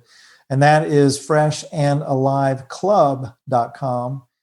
You go there, $5, sign up, and then you can get access to all of the information I disseminate. 95% or more of it is free. I have a few paid programs in there that are much more comprehensive. For example, I've got a 6-hour webinar on solutions for COVID and 5G and bioweapons and chemtrails, and how to heal from that stuff and detoxify yourself. So there are a few paid products that we have to have because we got to pay the bills, but most of the information I give out is free. Awesome. Well, I can't remember if I gave you the $5 yet or not, but that's something I'm going to be checking out, and encourage listeners to too. Yeah, and when you do, let me know, and I'll connect you up with some freebies. I will absolutely do that. Thank you so much. Yeah. All righty. Yeah. So I think that's it. Yeah, that was that was a good, solid, long episode. So I think it'll be a good one for the books. Okay. Yeah. Well, I appreciate you guys, doing this. It was same for you, Ken, man. Thank you so much for spending your time and spreading your knowledge. And obviously, if there's any other people out there that know you, from your other channels, this will be a nice little, thing for them to tune in and hear you answering some questions, or at least speaking on things that you don't normally, get into and talk about. So yeah. And when you guys get it posted, send me the link so I can share it with my email list. Yep. Absolutely. Yeah. We're about a month out, based off of the episodes that we have in the bank already yet to be released, but I will definitely be in contact with you, and I'll let you know, hopefully like the day before or something, before the show posts. And then, I'll check out the Fresh and Alive membership, or what was it? Freshandaliveclub.com. Club.com. Yeah. I vaguely remember might have done that at one point, but I'm not, I'll have to check, but yeah. and technically I have to, even friends, I have to charge the $5 because then that puts us into a legal contract where we're protected. If we didn't do that, if there's no monetary exchange, then we're not legally protected. So that's why the token $5 fee. But once you're in there, then I can give you access, like my COVID webinar, that's a $100 product. I can give you access to that. Awesome. Yeah. Yeah. We're all about value for value here at the show. We do everything, all of our content is free, and all we ask is for people, if they get value from it, to show us some value on, one-time donation or recurring if they want to. So, yeah. Yeah. Send me a link to where I can donate. I'll be happy to. Hey, that'd be awesome. Yeah. I'll email you, probably sometime this evening then. Okay. Great. All righty. Very good, gentlemen. Well, it's a pleasure to meet you. Yep. Same here, Ken, man. We'll, come visit. Yeah, I'm sure we'll bounce into each other somewhere on the interwebs or in real life sometime. So.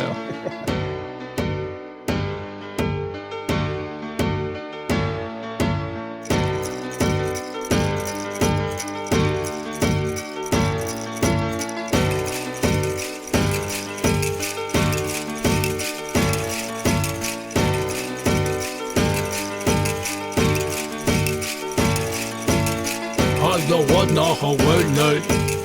How you wanna holiday? Yo what? How you wanna holiday? How you wanna holiday? Yo what? How you wanna holiday? How you wanna holiday? Yo what? How you wanna holiday? How you wanna holiday? Yo what? How you wanna holiday?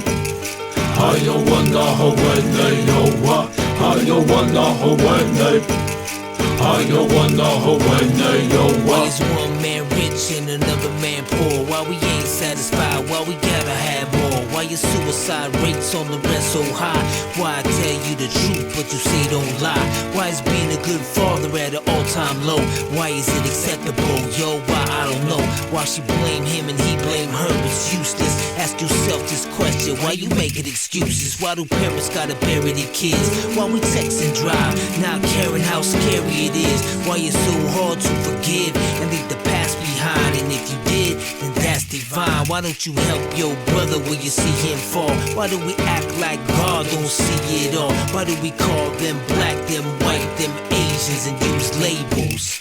Now that's racism. How you wanna holiday? Why? How you wanna holiday? Yo what? How you wanna holiday? Why? How you wanna holiday? Yo what? How you wanna holiday? Why? How you wanna holiday? Yo what? How you wanna holiday? Why? How you wanna holiday? Yo Why is what? there innocent people locked up for life? While some people can't say nothing nice. Why do we always gotta question what all of it means? And why won't you follow your dreams? Tell me why. The night when you took my dad, why'd you let me see my grandpa cry? And tell me why. And why do you choose to hide, even though you was born to fly? And tell me why. And why don't we turn from all the hate? And why don't we learn from all mistakes? Why do I keep on wrecking these fat beats? And teachers don't make more than professional athletes. And why? And why? And why?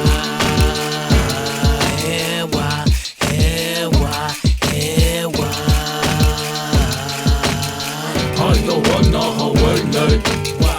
How you wanna holiday? Yo what? How you wanna holiday? Why? How you wanna holiday? Yo what? How you wanna holiday? How you wanna holiday? Yo what? How you wanna holiday? How you wanna holiday? Yo what?